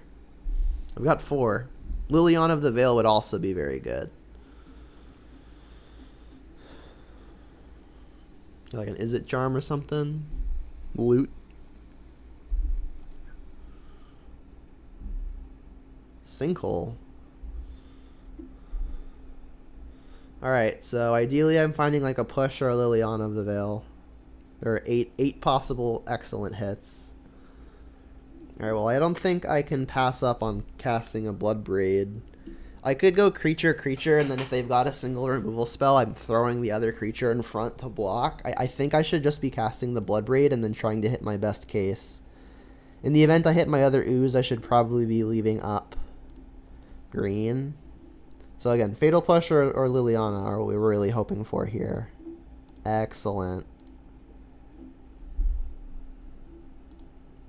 That was a swing. I mean, we had 8 potential hits.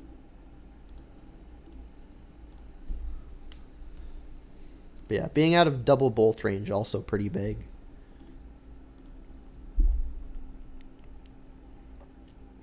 Yeah, another matchup where I'm very happy that I'm playing multiple pushes and no lightning bolts. Neither one of my creatures have haste. Let's just go to attack.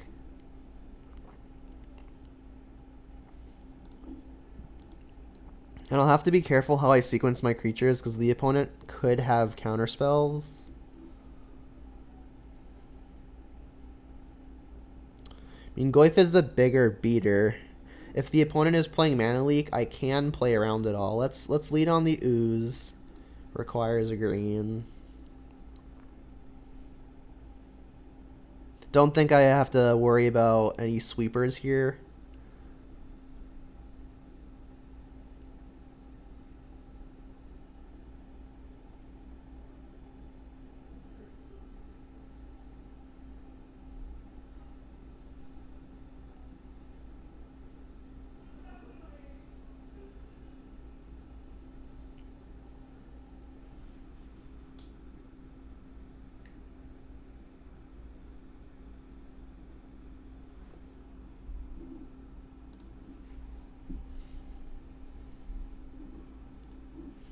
And I don't think I want to be committing any mana to this Raging Ravine anytime soon because of this Field of Ruin. I don't think I want it to. I don't think I want the opponent to be eating my turn. When I've got spells in my hand that I can be casting.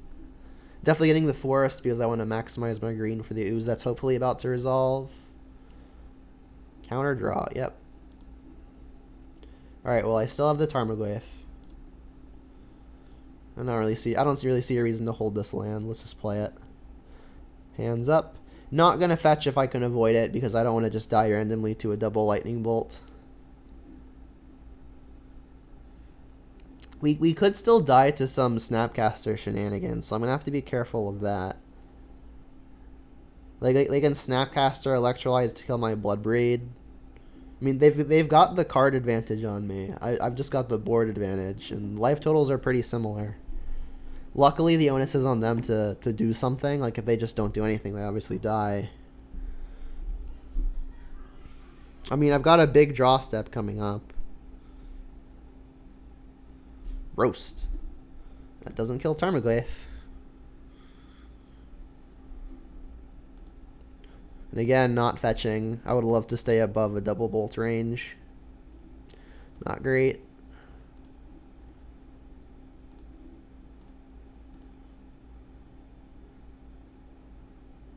Alright, they've got the snap. They could snap Sinkhole. Looks like the plan. Can they take a type out, though? I've got creature, land, planeswalker, sorcery. I guess they're... No, I've got instant as well. Okay, so yeah, they have to trade for the Snapcaster as well, at least. If they could keep the Snapcaster after the fact, then that could be problematic. Because then I need to find an answer for Snapcaster too. But yeah, like I mentioned, like Snapcaster is one of the things that we could lose to, and there it is. I mean, we're both at parity again. The opponent has, I guess, nothing. I mean, more Snapcasters are very bad for me. More Cryptic Commands are very bad for me. Snapcaster into Cryptic Command, very bad for me.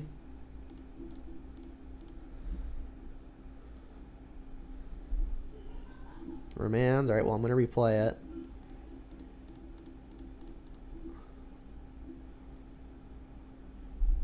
Does it resolve? Counter draw.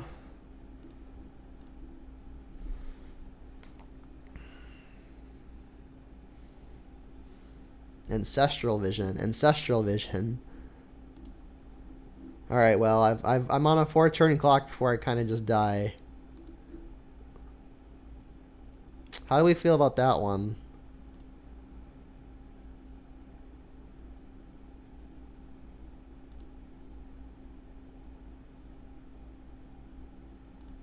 Alright, well, I'm going to hope the opponent doesn't have another spell. I am just going to shock them. If they've got a response, they're going to respond anyway, and that will use their card.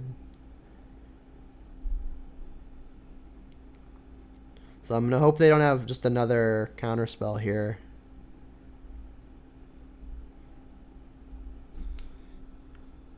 It worked. So, like, if their last card is removal, then that would obviously keep our Bloodbraid alive. Alright, well, looks like we get to keep the Bloodbraid alive anyway. Assuming no Cryptic. But, I mean, they would have Crypticed... It was a Bolt. They would have definitely Crypticed the Cold Guns command if that's what they had.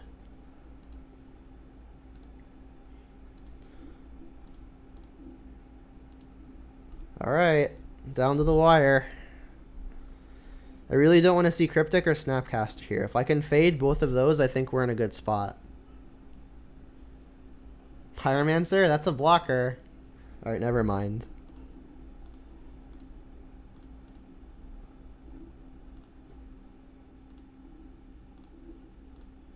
That was a good game.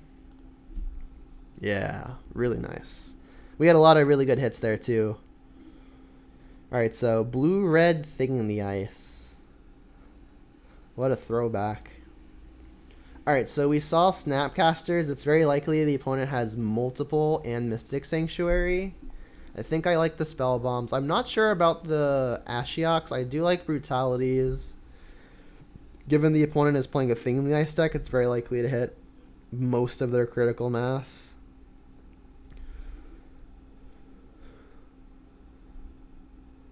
Liliana Last Hope. We saw they're playing Young Pyromancer and the Snapcaster. Liliana Last Hope tends to be pretty good versus that. I mean, honestly, most of this deck looks quite strong versus the opponent. But I think I do want these 5 cards I'm trying to bring in, so what am I taking out? I'm keeping the pushes. Those are very important. I mean, we saw Pyromancer. That might be a reason to bring in Lightning Bolt. But, not very effective versus stuff like the Thing in the Ice. Yeah, their sideboard could have literally anything. That's true. I'm going to take out a trophy, I think. The only real card that I care about this answering, I guess, is like the Thing in the Ice itself. They could be playing like Jace the Mind Sculptor, but I mean, I've got other outs to that. I think I'm going to cut 1 Dark Confidant against the Lightning Bolt deck. If I played on turn 2 and they bolted, it's such a tempo swing. I'm going to cut a Liliana of the Veil while I'm on the draw. I don't want it getting remanded. It's hard to come back from a game like that.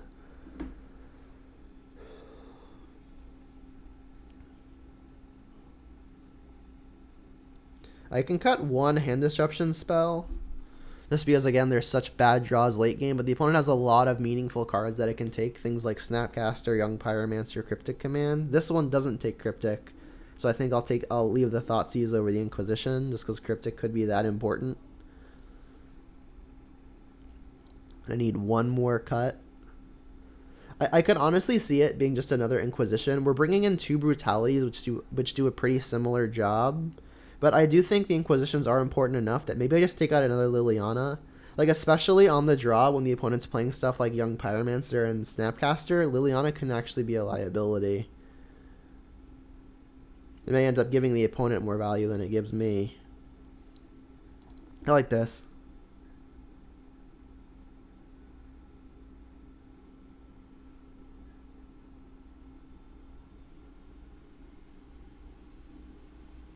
Yeah, sounds good.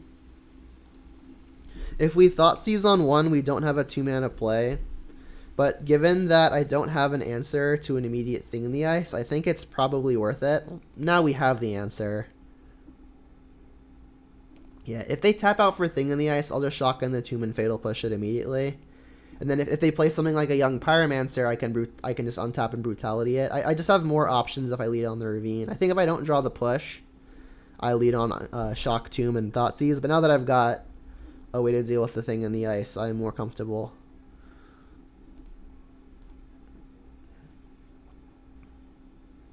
Blackleaf Cliffs, pretty good draw. The opponent could have Spell Snare, but that's always going to hit a Brutality.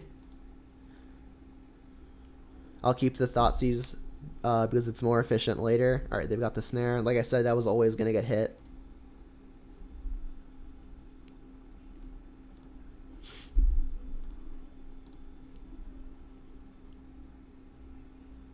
And I could just try to jam Liliana here. Alright, well, obviously less attractive now. I could just go for the Fatal Push, but if the opponent has a Force of Negation and a blue card, it's a pretty big disaster. So I think I want to lead on Thoughtseize to clear the way. And then I'll Fatal Push the Young Pyromancer. I'm like, I want to cast this Thoughtseize now anyway, because like I'm not doing anything else with my mana. So I'll lead on the Thoughtseize. Your hand's good. Snare, I don't actually care about a whole lot right now. Snapcaster is probably the most powerful card. They don't actually have a target for Sinkhole, and Visions could be problematic coming down the line, but Snapcaster is always going to be good. Let's just take that. And then I can pay 2 life, cast, target that, and say go. Alright, that was their pickup. I guess they knew it was on top because of the Serum Visions that they cast last turn. They went top bottom with that, suspend the vision.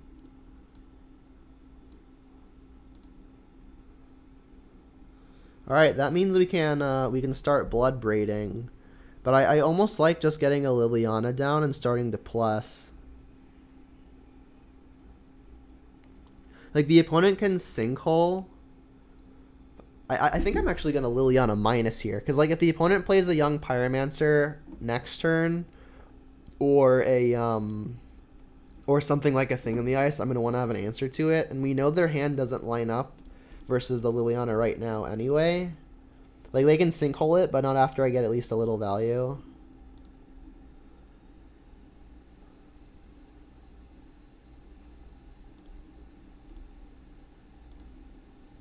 Oh, also, something I haven't thought about, which I probably should have thought about, is the opponent could be playing Blood Moon. So that'll be something to watch out for. I couldn't have actually played any differently as is, but now that I've got the Mire, it's probably worth it to get the Swamp. I think Forest is probably more important. Just because it casts stuff like Bloodbraid, whereas Swamps don't. There goes the Sinkhole. Vision goes to, I think, 3 counters now. And they drew a Snapcaster. They're just going to snap a Serum Visions. Yeah, that was very good for them.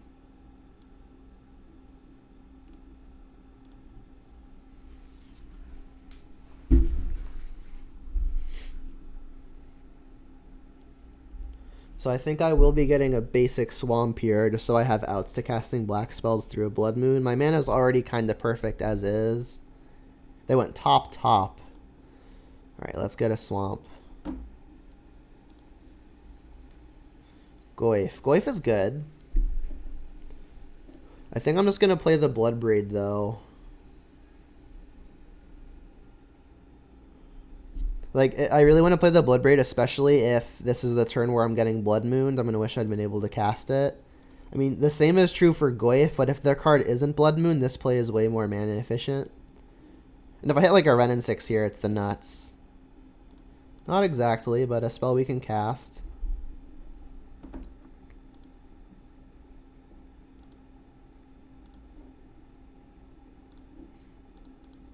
In worst case scenario, it is Blood Moon. We can Pyromancer, convert the Liliana and the Tarmogoyf into at least a token.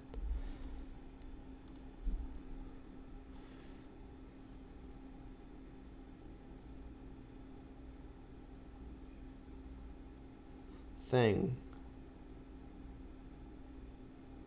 Roast. Alright, well, we can Liliana Edict that. We could also just go Goyf. It might be better to do that because the opponent has Spell Snare and their mana is down. Like, if they chain cantrips, then this is obviously pretty bad for us. But if they don't, then this is fantastic.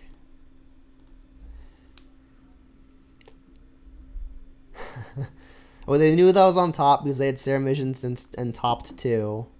They bottomed with that. Uh-oh. Bottomed with that. Okay. I think I'm going to attack first. Because if the opponent has a counter spell, that would flip the thing.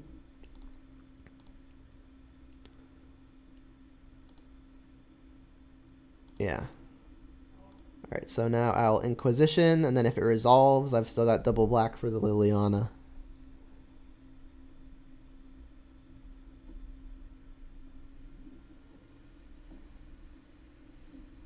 It's a Snapcaster. Alright, well that's unfortunate too, because then they can just sacrifice the Snapcaster. So now what? I mean, I guess it's still Liliana, because they're, even if they sacrifice the Snapcaster here, that gives me some value, because when they flip the Thing in the Ice, they won't be getting their Snapcaster back. And Visions is coming off, so they're going up to 4 cards, almost assuredly flipping their Thing in the Ice here. Well, they are, because they're casting Visions. Duh. I was thinking, oh, they'll draw one, but I forgot this one also counts.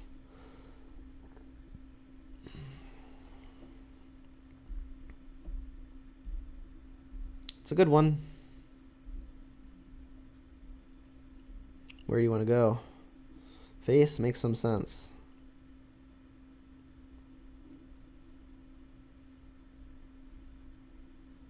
Goyfs don't quite outsize that thing. I think I'm going to lead on a plus, discard a Pyromancer.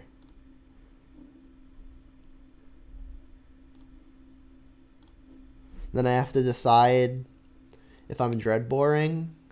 They discarded a Scalding Tarn. I thought they discarded a Snare Visions for a sec, but that's their exile. So do I want to go after one of the two creatures and play a Tarmogoyf? I think I do. If I go Goyf, I could fall behind. I think I'm going to be Dreadboring the Awoken Horror. Just because I don't want to have to start chumping with Tarmogoyfs.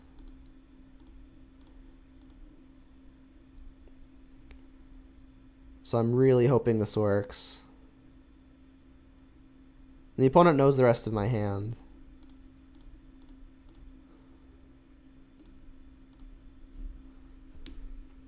Yeah, because again, if I Dreadbore the Pyromancer, which is... The Pyromancer could be the more important long-term threat. But if I Dreadbore the Pyromancer, I could still just die to having to chump block their 7/8 over and over again.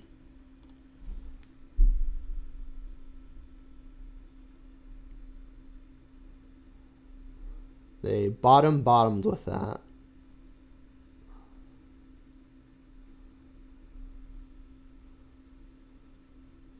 Alright, I would like to attack, but I'm not going to attack if second Tarmogoyf doesn't resolve.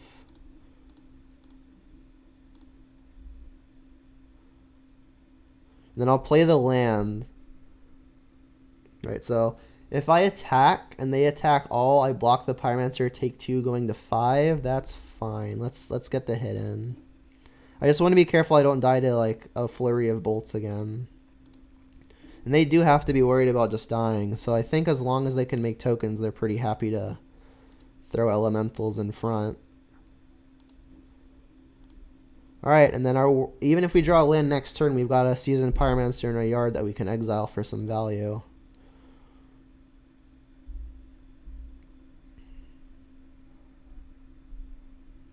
They bottomed again. We could also activate the Ravine, or we can just slam that.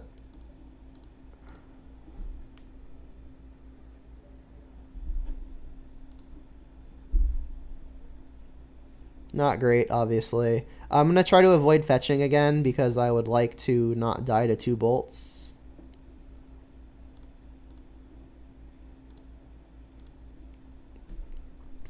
Keep the pressure. I guess attacking could be risky. Is like if they just block 1, go to 1, they could like bolt this, have a few attackers, and like a bolt off the top could kill me. But that seems pretty unlikely. I'm liking the spot.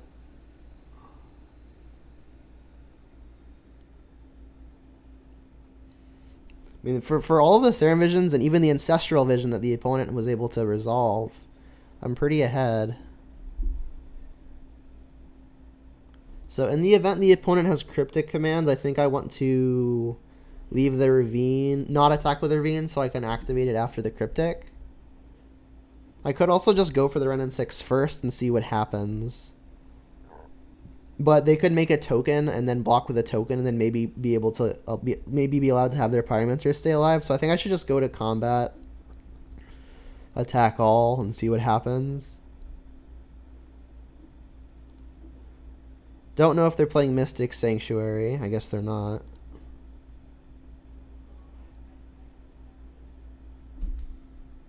And it is Cryptic. So do I want to activate Ravine? I think the answer is yes, because then they just die if Renin 6 resolves.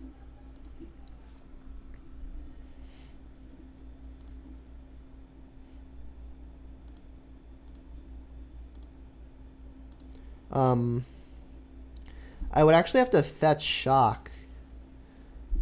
I actually don't think I'm attacking then. I think I'm just gonna Renin 6 and hope it resolves.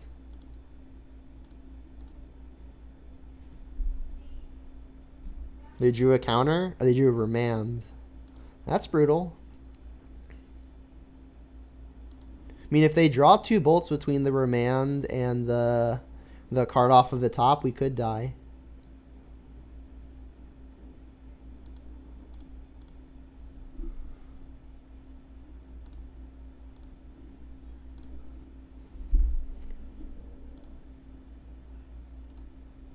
Alright, so I'm hoping they don't draw... They haven't drawn two copies of Lightning Bolt. And Snapcaster Bolt does the trick too.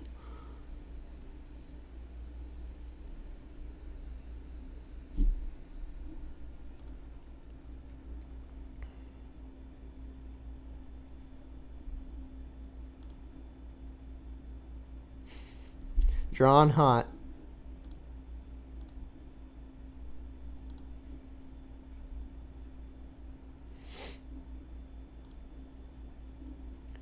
So if they've got another Cryptic, if they kill this and block, they still die. They need 2 answers. I think I should just go to combat and not cast this yet, because I may want this to be a blocker on the swing back. Like as it stands, they need 2 answers. Like if they block, kill this. All right, well that's a bit of a punish, I guess. Yeah, they'll take my card. I mean, they still have to block. Not often I play against this thing.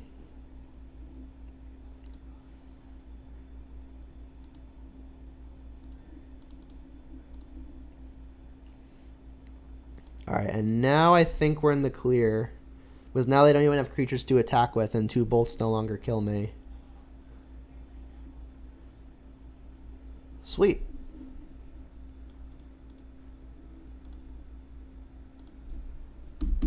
Doing pretty good.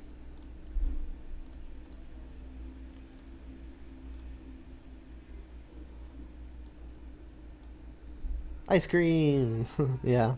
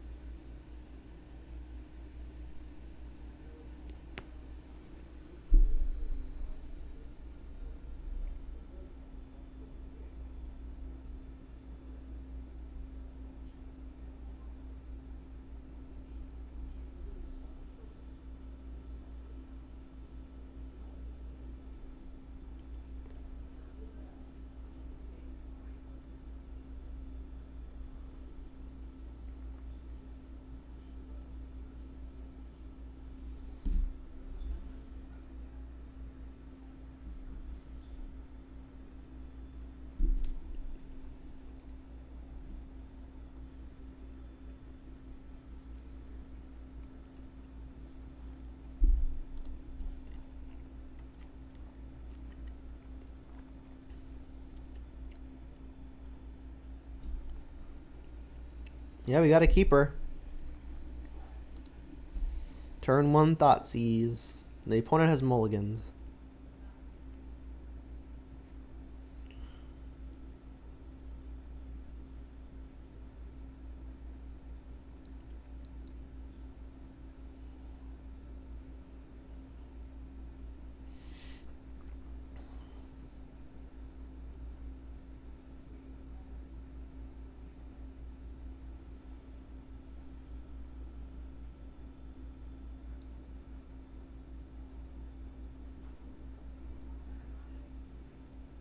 So right now, this Verdant Catacombs is slated for an Overgrown Tomb.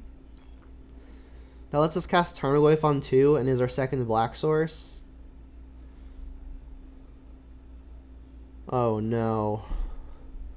Oh no. I mean, we've got the trophy to disrupt the Tron if we really need to.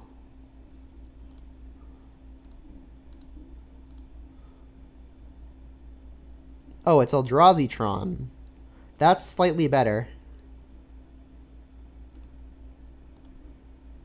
This hand is set up pretty well for Eldrazi Tron. They don't even have access to the Tron immediately.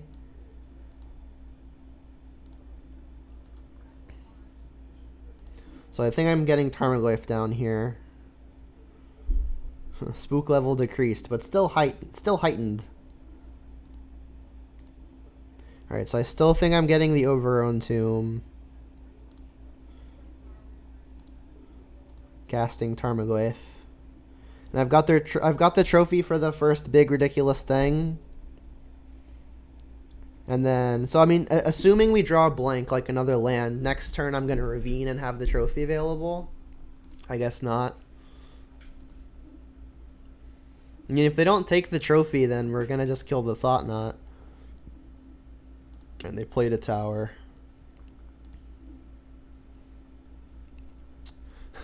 We drew all of the Verdants. So we are at 3-4 currently. Thought Knot was brutal. Especially while we're smaller than it. Uh-oh. Yep. I mean, that's going to be difficult. I mean, we know the opponent's hand was actual nothing, so this is just them being a little lucky.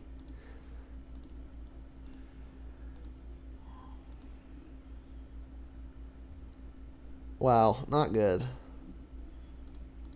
Alright, so this is going to have to hit something pretty substantial.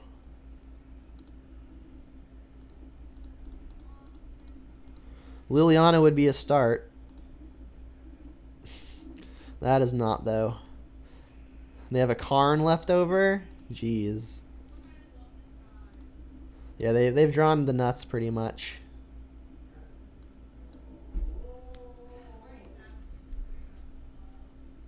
So, I mean, we still don't even outsize the Thought Knot. The opponent drew really, really hot and we drew all lands. That's what happened. They drew Thought Knot into Smasher into Karn the Great Creator, and we drew 4 lands.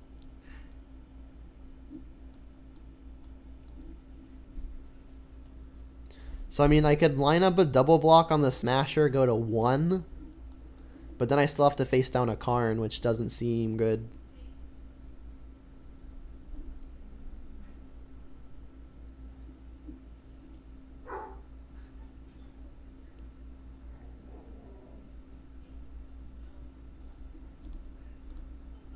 I mean, now our Goyf outsizes the Thought Knot. Oh, unless they get Scavenger Grounds, I guess.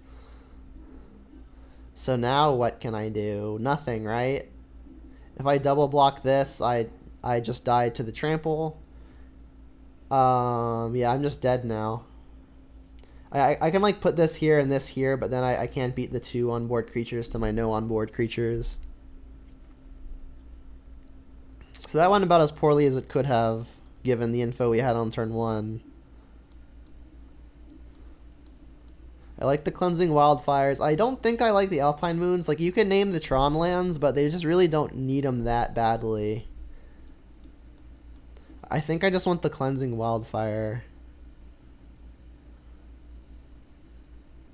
Now that I'm on the play, I think I want to keep all the hand disruption. Renin 6 really doesn't kill a whole lot of anything. Dark Confidant can be a liability versus stuff like Dismember, Warping Will, and Walking Ballista. I don't think Liliana Last Hope is going to pull a lot of weight either. Let's give this a go.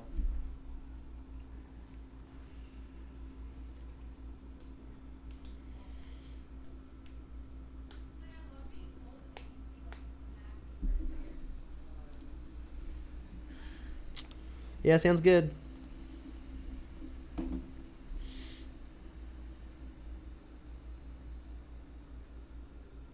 The opponent has mulliganed.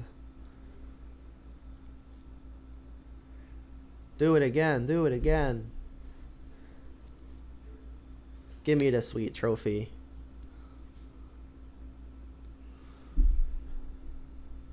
Alright, so I don't think I'll need to Fatal Push for any reason here on turn 1, so I'll get my tap land down.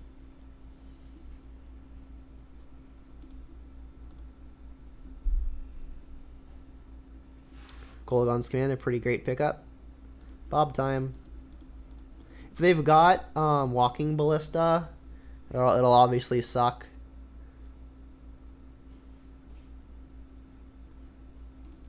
Alrighty. Please no Natural Tron on top of it. That would be so brutal.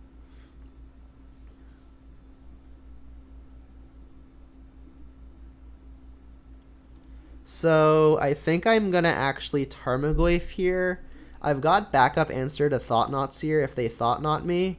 And I really want the Liliana to deal with the Reality Smasher if that's the route that they go.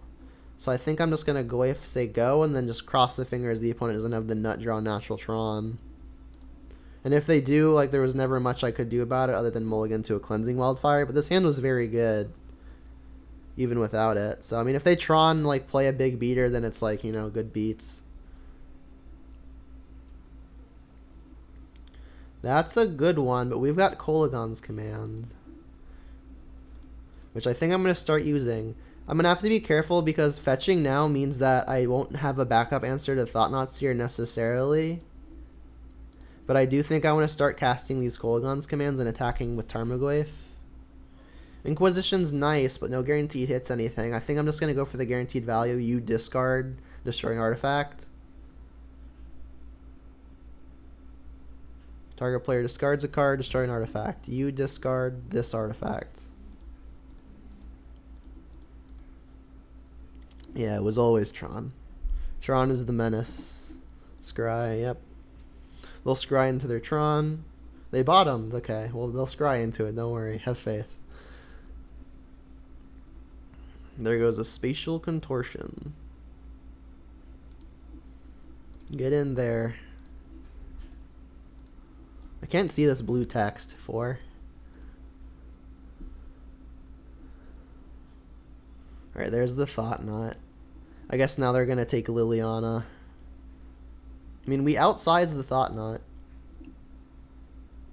Fetch land would be really nice, or just any way to enable Revolt, and or just another Liliana. Revolt would be nice, because then we get to Fatal Push. We could Cleansing Wildfire our own land. Kind of like that. We'll get Swamp with the Overgrown Tomb, I guess. Because it has to revolt us, right? Yeah, so I have to do it on ourselves. Yeah, so I'll get Swamp with this.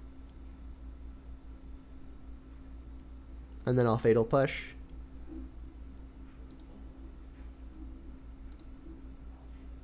Another Tarmogoyf, a good pickup.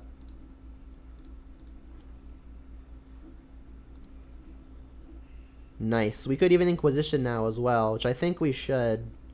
No guarantee it hits anything, but at a minimum it'll get us some info. Would love it if it hits something. I mean, they've used mana every turn.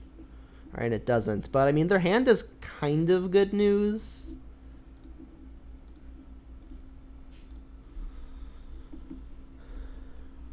I mean, their Karn and their Thought-Knot aren't going to be particularly effective here. Oh, Map. Map was a good hit. Now they get to complete Tron and do the thing. Oh, now they get... Oh, that was so good. Because now they can Thought-Knot me. And then, like, I guess if they Karn here... If they Karn here, I get to just attack and kill it. If they Thought-Knot here, they have to take the Kolaghan's command. Yeah, if they Thought-Knot here and take Kolaghan's command, I'm just kind of dead. Because I needed to be able to discard their Karn. Because next turn they could Karn get Bridge. So yeah, completing Tron was nutty. Okay, or not. So I mean, I'll attack first as to not give the opponent info. Trophy was obviously quite a good pickup. And then I should definitely draw step it, as far as I'm aware. Don't think they have a counter to an instant. Warping Wheel only hits sorceries. I mean, I could just let them get the Karn.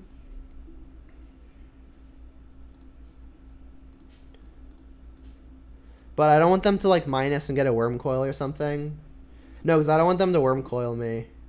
Like, they've got a lot of mana. They got 4. Yeah, they could Karn and get Worm Coil. Like, I guess they're saying, like, if I respond to Worm Coil... Sorry, if I respond to them minusing, then yeah, it works. But then they get to get the bridge, and I can't beat the bridge. Because they'll have priority, in between... The Karn, after the Karn thing resolves, they'll have it before me, so they'll get to just cast the thing.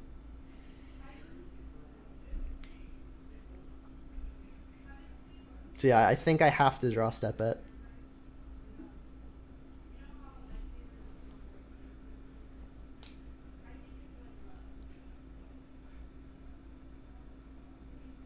They drew tower. I chose correctly. Alright, so they can't bridge. And they'll be forced to block. I mean, they could still get bridge and play it next turn. I'm only gonna have them to 1. Yeah, untapped land activates Ravine. That's true. So we have a lot of really good ones. Even Ren and 6 is lethal because we get to ping them for the last one.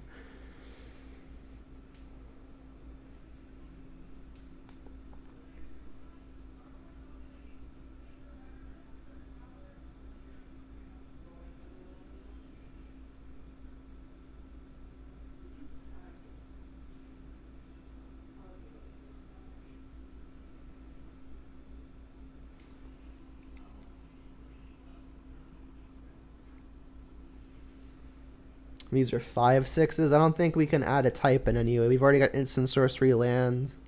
Creature, I guess. Artifact is the other type. Don't know what they could get here. I mean, they're still in this. This is the scary thing. Like, if I can't lethal them here and they get a bridge here, then they could bridge me next turn and lock me out. And then from there, they could draw another Planeswalker and probably kill me. But I mean, that said, if they get bridge here, we have a lot of outs to just killing them. Bloodbraid does it. An untapped land does it. Renin 6 does it. Yeah, like they could Ballista to live through a turn. Like they could even keep their Thought Knot alive that way by just blocking a Tarmogoyf and taking 5. But yeah, we've got a lot of good hits. Our other Kolaghan's Command, 2 Renin 6s. I don't even know how many untapped lands I could count, but I won't.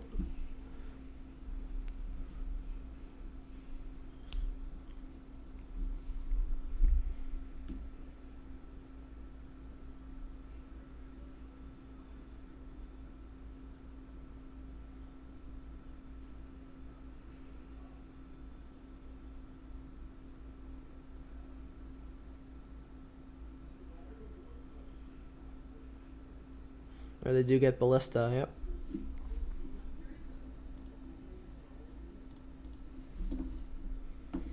Yeah, we're not out of the woods yet. We still need to get a little lucky.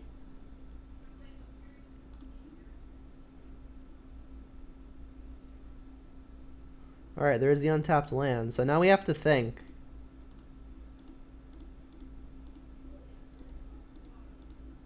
Do we have to go after the Karn here? So if we attack all at the opponent, they could go block, block, go to 1, Karn get bridge, lock me out. I think I have to go at the Karn here and then just settle for trying for lethal next turn.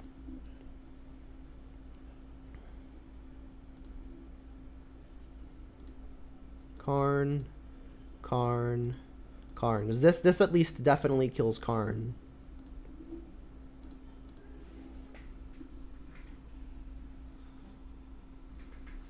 Because like even if they like draw like another Karn, they can't Karn and bridge. If they draw Worm Coil, then like I don't even know if they're playing one in the main deck. They may be.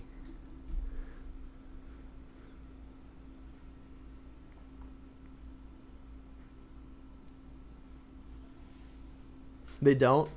I mean, maybe this opponent is. We know they've got at least one on their 75 to get with their Karn, right? Unless they're a monster. Yeah, they could be a monster. Keep your Ballista alive. Yeah, makes some sense. Draw a card. Thoughtseize, not great. I mean, if the opponent just... Can you just brick, please? Like, just brick. Like, don't draw, like, Ugin or something stupid. 6 mana Ugin, that is. That's 1 turn too slow.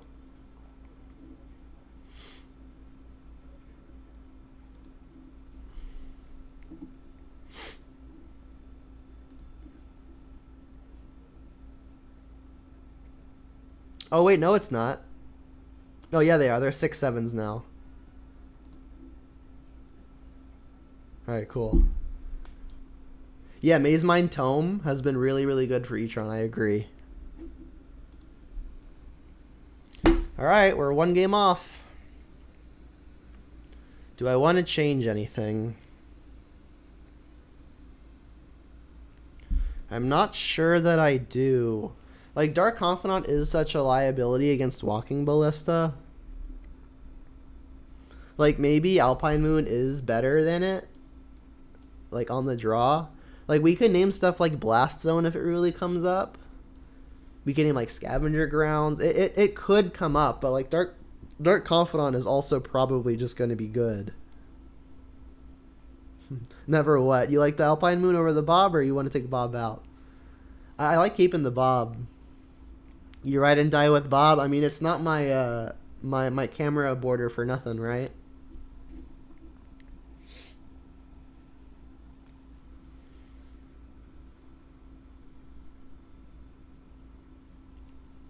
Yeah, I mean, I could see the Alpine Moons having some use, but I'm not sure what I would take them out over. Like, maybe, like, a copy of Fatal Push? just to resubmit? Is that what you're saying?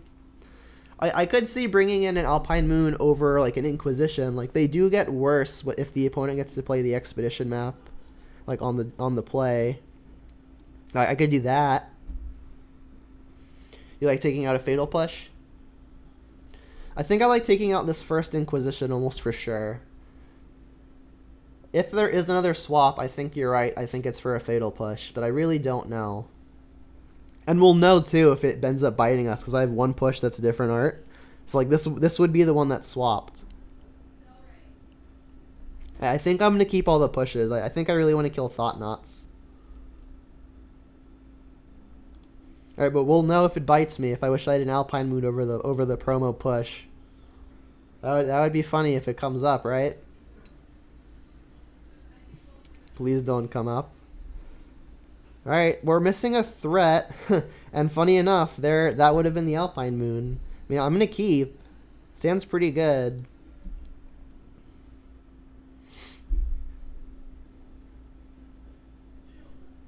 The opponent has mulligans.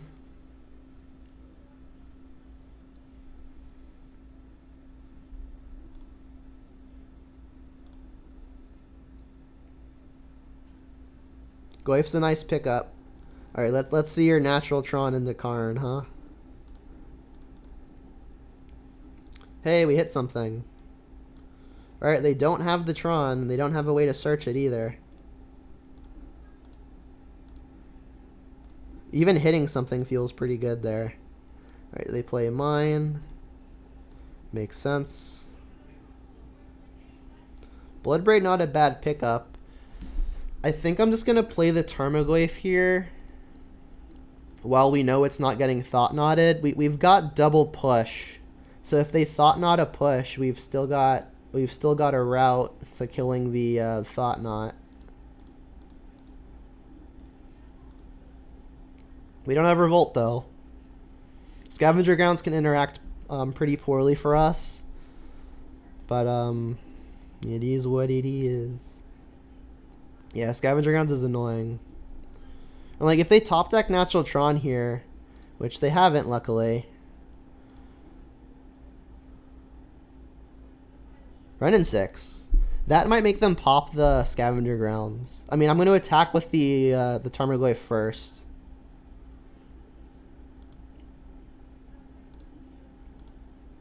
It'll be interesting to see if they're actually incentivized enough to pop the Scavenger Grounds. I mean, Renin 6 might just be enough to tip it over the edge.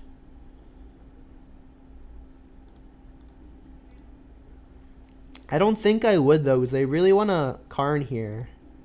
Yeah. It's not Karn. Thought Knot's here. My bad.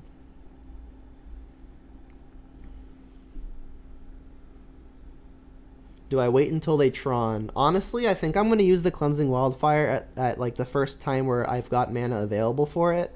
Like, I think my next turn's mana is pretty tied up in Bloodbraid Elfing, assuming I get to. And they're probably just going to take the Bloodbraid Elf here. So if they do, then I can Cleansing Wildfire their Scavenger Grounds. And we've got double push, so I'll let this resolve.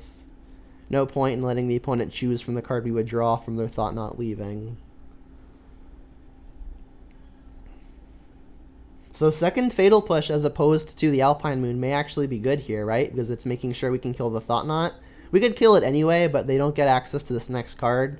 That said, I don't think this next card would be better than one of these three anyway. Like, our hand's set up pretty well. This is used. Like, I think one of the ways we lose from this point is the opponent assembles Tron and then has something big to do immediately after, even in the same turn. So maybe that's an argument to Cleansing Wildfire next turn. But I think that's just going to depend on what we see after we draw the card from Thought Knot dying. Goyf is going to get big pretty quickly. Yeah, opponent is sad, but they've got a decision. And I think I will just be getting basic Swamp here at the opponent's end step to Fatal Push the Thought Knot.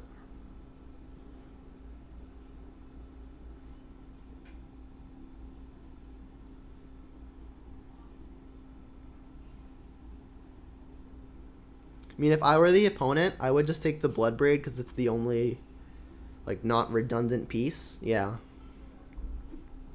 And I am just going to go ahead and use my mana here. Yeah, I think it's an easy Bloodbraid after at least a little bit of thought. Alright, what do we get? Ravine. Peatland. Alright, I mean, like I said, one of the ways we could lose is the opponent finding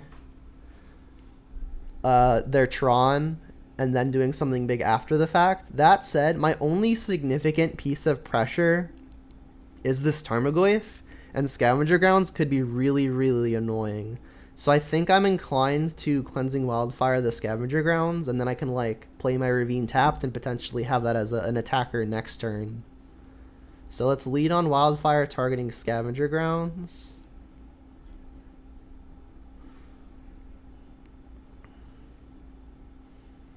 And I'm just going to hope they don't assemble Tron and have the Nuts thing after the fact. Alright, we hit a Bloodbraid. That's nice. So I could run in 6 back a land, play the land, so that if they, like, Thought Knot me again, I can have the Fatal Push able to revolt. I think I will actually do that. Not just because Bloodstained Mire is the land that the opponent knows about, but because now that I've drawn another Bloodbraid, my mana next turn is already going to be committed to casting the Bloodbraid.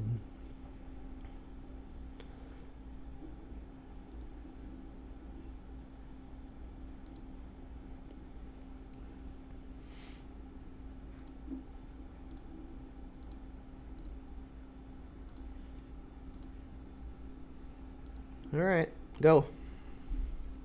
So we want to we don't want to see the Tron because Tron would help them get into their busted stuff. Blast Zone's annoying. Let's get a land here. We want more green for sure, probably more red as well, so it's a Stomping Ground recipe.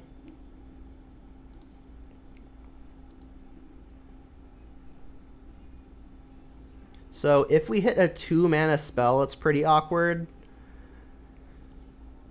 But I think I'm still just casting this Bloodbraid anyway, and then I can get the Raging Ravine down. In the event I hit another Ren and 6, I don't think I'm casting it. I mean, I could minus the Ren and 6 targeting the opponent, and then I would cast the next one. It's likely to die anyway, so let's actually minus here, target the opponent. Cast Bloodbraid. See what it hits. Liliana, really nice. Liliana pretty ideal here because it's another avenue of pressure that the Blast Zone won't hit, assuming they want to sweep at CMC2. Maybe they discard something that grows the Tarmogoyf. They know about the Verdant Catacombs, I'll discard that. I've got the Peatlands to enable Revolt if I really want to.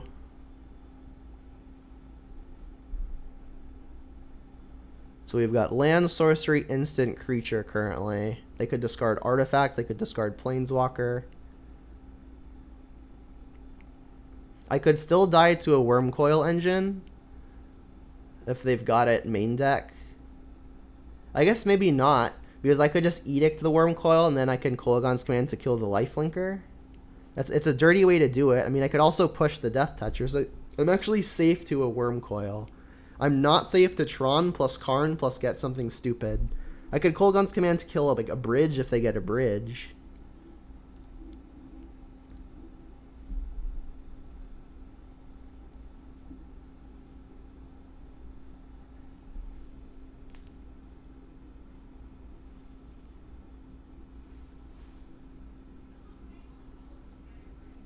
So maybe Push was better off being an Alpine Moon.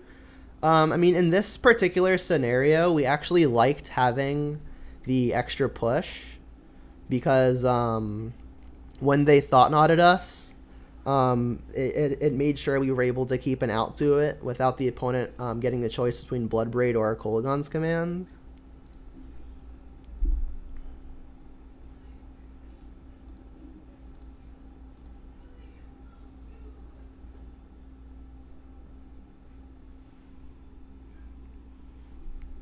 So they kind of have to put this to 2 counters as opposed to 3. Yeah, I still had an answer. Like, I would name Blast Zone. I would name Blast Zone here. Yeah. Like, even if the opponent has a Thought Knot moving forward, like, I've got another answer to it now. But, I mean, that said, I've also got the Liliana as an answer to it. So, I mean, a lot of my stuff does a lot of different jobs. Yeah, like a Dismember as well? Or like a Warping Whale block? Warping Whale block would be annoying. But then we know they're on empty. They've got 2 cards. One is a Cavern of Souls.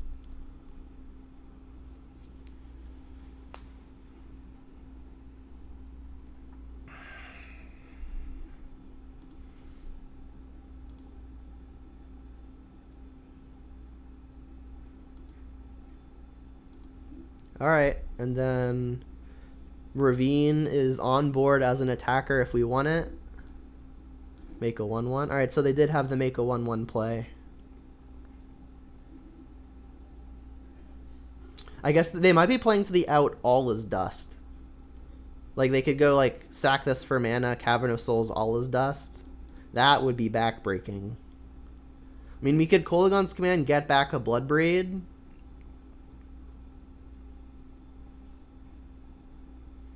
If they're sacking Blast Zone, yeah, they want to do it now, so that way I can't activate my Wrenn and 6 again. But I think we've just got lethal. Yeah, we've just got them dead on board, assuming no other plays. We can Edict them. We could even just plus and really make sure. Because we could push the Kolaghan's Command, and then we can push the Eldrazi spawn, and then what's the safest way? Is there a way I could mess this up?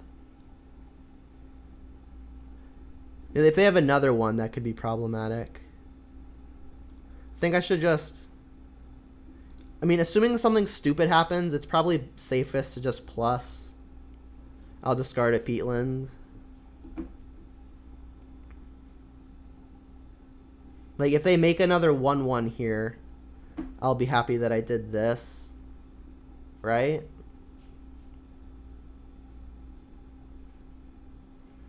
I mean, the opponent knows these 2 cards from the Thought Knot Seer a long time ago, and it was a Dismember. Wow. So we get to kill that.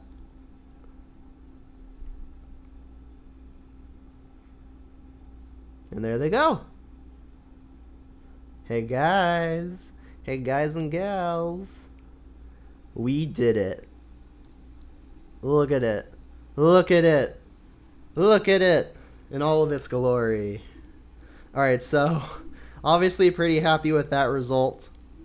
Let's do a quick deck tech for purposes of the video. I guess before I do, let me plug my content real fast. Actually, before that even happens, let me get that 5-0 record up on the board, you know? Gotta flaunt it while I got it. Well, bam. 5-0. So if you're watching me currently here on Twitch, you should definitely drop me a follow and visit my YouTube channel. If you're currently watching on YouTube, you should definitely give my Twitch channel a visit and maybe even catch a stream live and give me a follow over there. But let's get to this deck tech. So the idea today was beat up on mid-range. And to do that, we took out from the main deck the 1-mana removal spells that usually don't do a whole lot versus mid-range decks. And we replaced it with the previously sideboarded copy of Fatal Push. The idea with this is that if we see a Death Shadow, if we see an opposing Tarmogoyf, if we see a Scourge of the Skyclaves, if we see really anything, an Uro, an Omnath, Fatal Push can kill it 99% of the time, assuming you've got Revolt, whereas Lightning Bolt will never kill it. So the idea is that we always wanted to have the actual answer instead of the thing that the answer could have been. Really liked the split of 4 Inquisition, 2 Thoughtseizes. I had actually considered before this league going 3-3, but glad I didn't.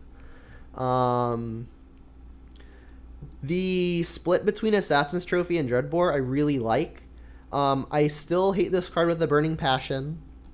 I really dislike giving the opponent a land before turns like 4 or 5, especially versus aggro decks or combo decks that can really use the mana advantage. So for that reason, I wanted to play a Dreadbore instead of a second copy of Assassin's Trophy. There aren't really any like artifacts or enchantments that I particularly care about. Most of the time when I'm using Assassin's Trophy, it's going to be on a creature, like probably like 75% of the time, and then 20% of the time when I'm not using it on a creature, it's probably on a Planeswalker. So that 95% of the time is covered by Dreadbore, and Dreadbore doesn't give my opponent a land, which is what I want to avoid. So I liked playing the Dreadbore. It did really well. The Dark Confidants were absolutely insane this league. I think I drew per match average like 3 or 4 cards off of it. It was very good. We expected to see lots and lots of mid-range. We played Dark Confidant, and it was fantastic as we expected to be. We never really got Scavenging Ooze flooded. Again, we're only playing 2, so makes sense. The sacrilegious, controversial thing of playing only 3 Tarmogoyf over 4 seems crazy, but honestly, like I mentioned in the beginning deck tech, I very often find myself boarding one out because in the mid-range and control meta that we are witnessing right now, it's often not about finding a big beat stick. It's about who has the best and or most resources, and Tarmogoyf isn't really a resource. It's a good closer, but it's not going to accrue any value over time. If you can control the board and get everyone at parity, then Tarmogoyf is a good way to knock the game over in like 2 or 3 turns. But if you're not in that position, Tarmogoyf can be a liability in that they can just 1-for-1 or even 2-for-1 you, and you just end up falling behind. So I like 3, it did well. The Kolaghan's commands were absolutely insane, and we play a huge array of creatures that are great in different spots. Dark Confidant, Scavenging Ooze, Tarmogoyf, Seasoned Pyromancer, Bloodbraid, all are great in different spots, and Kolaghan's command can buy them all back in addition to getting all kinds of other value. Where did it go? Oh, I accidentally took out the Liliana Last Hope. I don't know why. The Liliana Last Hope was really, really good. We never straight up killed... I think we straight up killed 1 creature. But the plus killed, I think, 4 or 5 creatures this league just on account of being able to combine it with other damage, things like Kolaghan's command and even combat damage, like some Goyf on Goyf action. We even we had a Bloodbraid that got blocked by a 4/4 shark from a Shark Typhoon, and we used the Liliana to finish it off. For example, Liliana was very strong there, and I think Liliana brought back like 6 or 7 creatures this league. It was just very, very impressive, and I like the Planeswalkers versus the mid range and control mirrors. Just because it's another avenue to attack on. Like, if they Supreme Verdict you could be left with a completely empty board, but if you got like a Ren and 6, a Liliana, or a Liliana Last Hope in play, you've still got some pressure on board, even though the creature avenue was wiped out. And you can even, with Liliana Last Hope, buy back some of the creatures that just got Wrath with that -2. The Bloodbraids were actually insane. Again, it was a mid-range battle, so the Bloodbraid is just kind of the perfect thing to cast an opponent with open mana, because if they have a counter spell, they have to choose between which 2 things they want to counter. And after they use their mana to counter one of the 2 things, the other card still usually gets to resolve. So it was really, really excellent. And the main deck felt really, really sweet. I think if you're expecting lots of mid-range and control and not so much aggro and combo, a list very similar to this is what I would do. Obviously, we've only run this through exactly one league, 5 matches, but clearly it worked out, and a lot of the games just weren't even close. We just utterly smashed a lot of what was happening. That said, we didn't play against any Uro. We played against pretty much every other mid-range deck I would expect to see. I would be interested in testing this list versus the Uro decks, but I expect it to do well, or at least compete even there. The sideboard was very, very clean.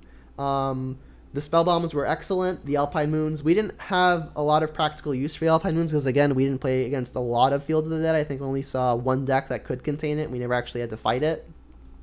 The Cleansing Wildfires were fantastic. We were even able to do a cute thing. We enabled Revolt on ourselves against the Eldrazi Tron opponent, so we could Fatal Push the Thought-Knot here. Not the typical use, but it worked out.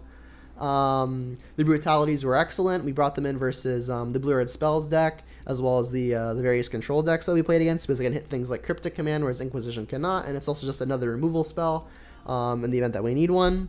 The Lightning Bolts were good. We brought them in, I think, only once or twice, which is a testament to why I think they belong in the sideboard right now.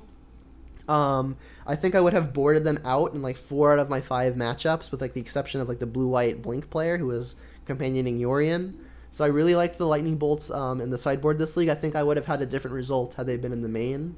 And then the Ashioks were also quite good. We brought them in, I think, 3-ish times, and they were good. It was good the one time I think I resolved it. I think I resolved it versus the Jeskai opponent, and it was good there. And I don't think I saw one any other times. But all in all, the sideboard felt very smooth. Every card was brought in. Every card was used well.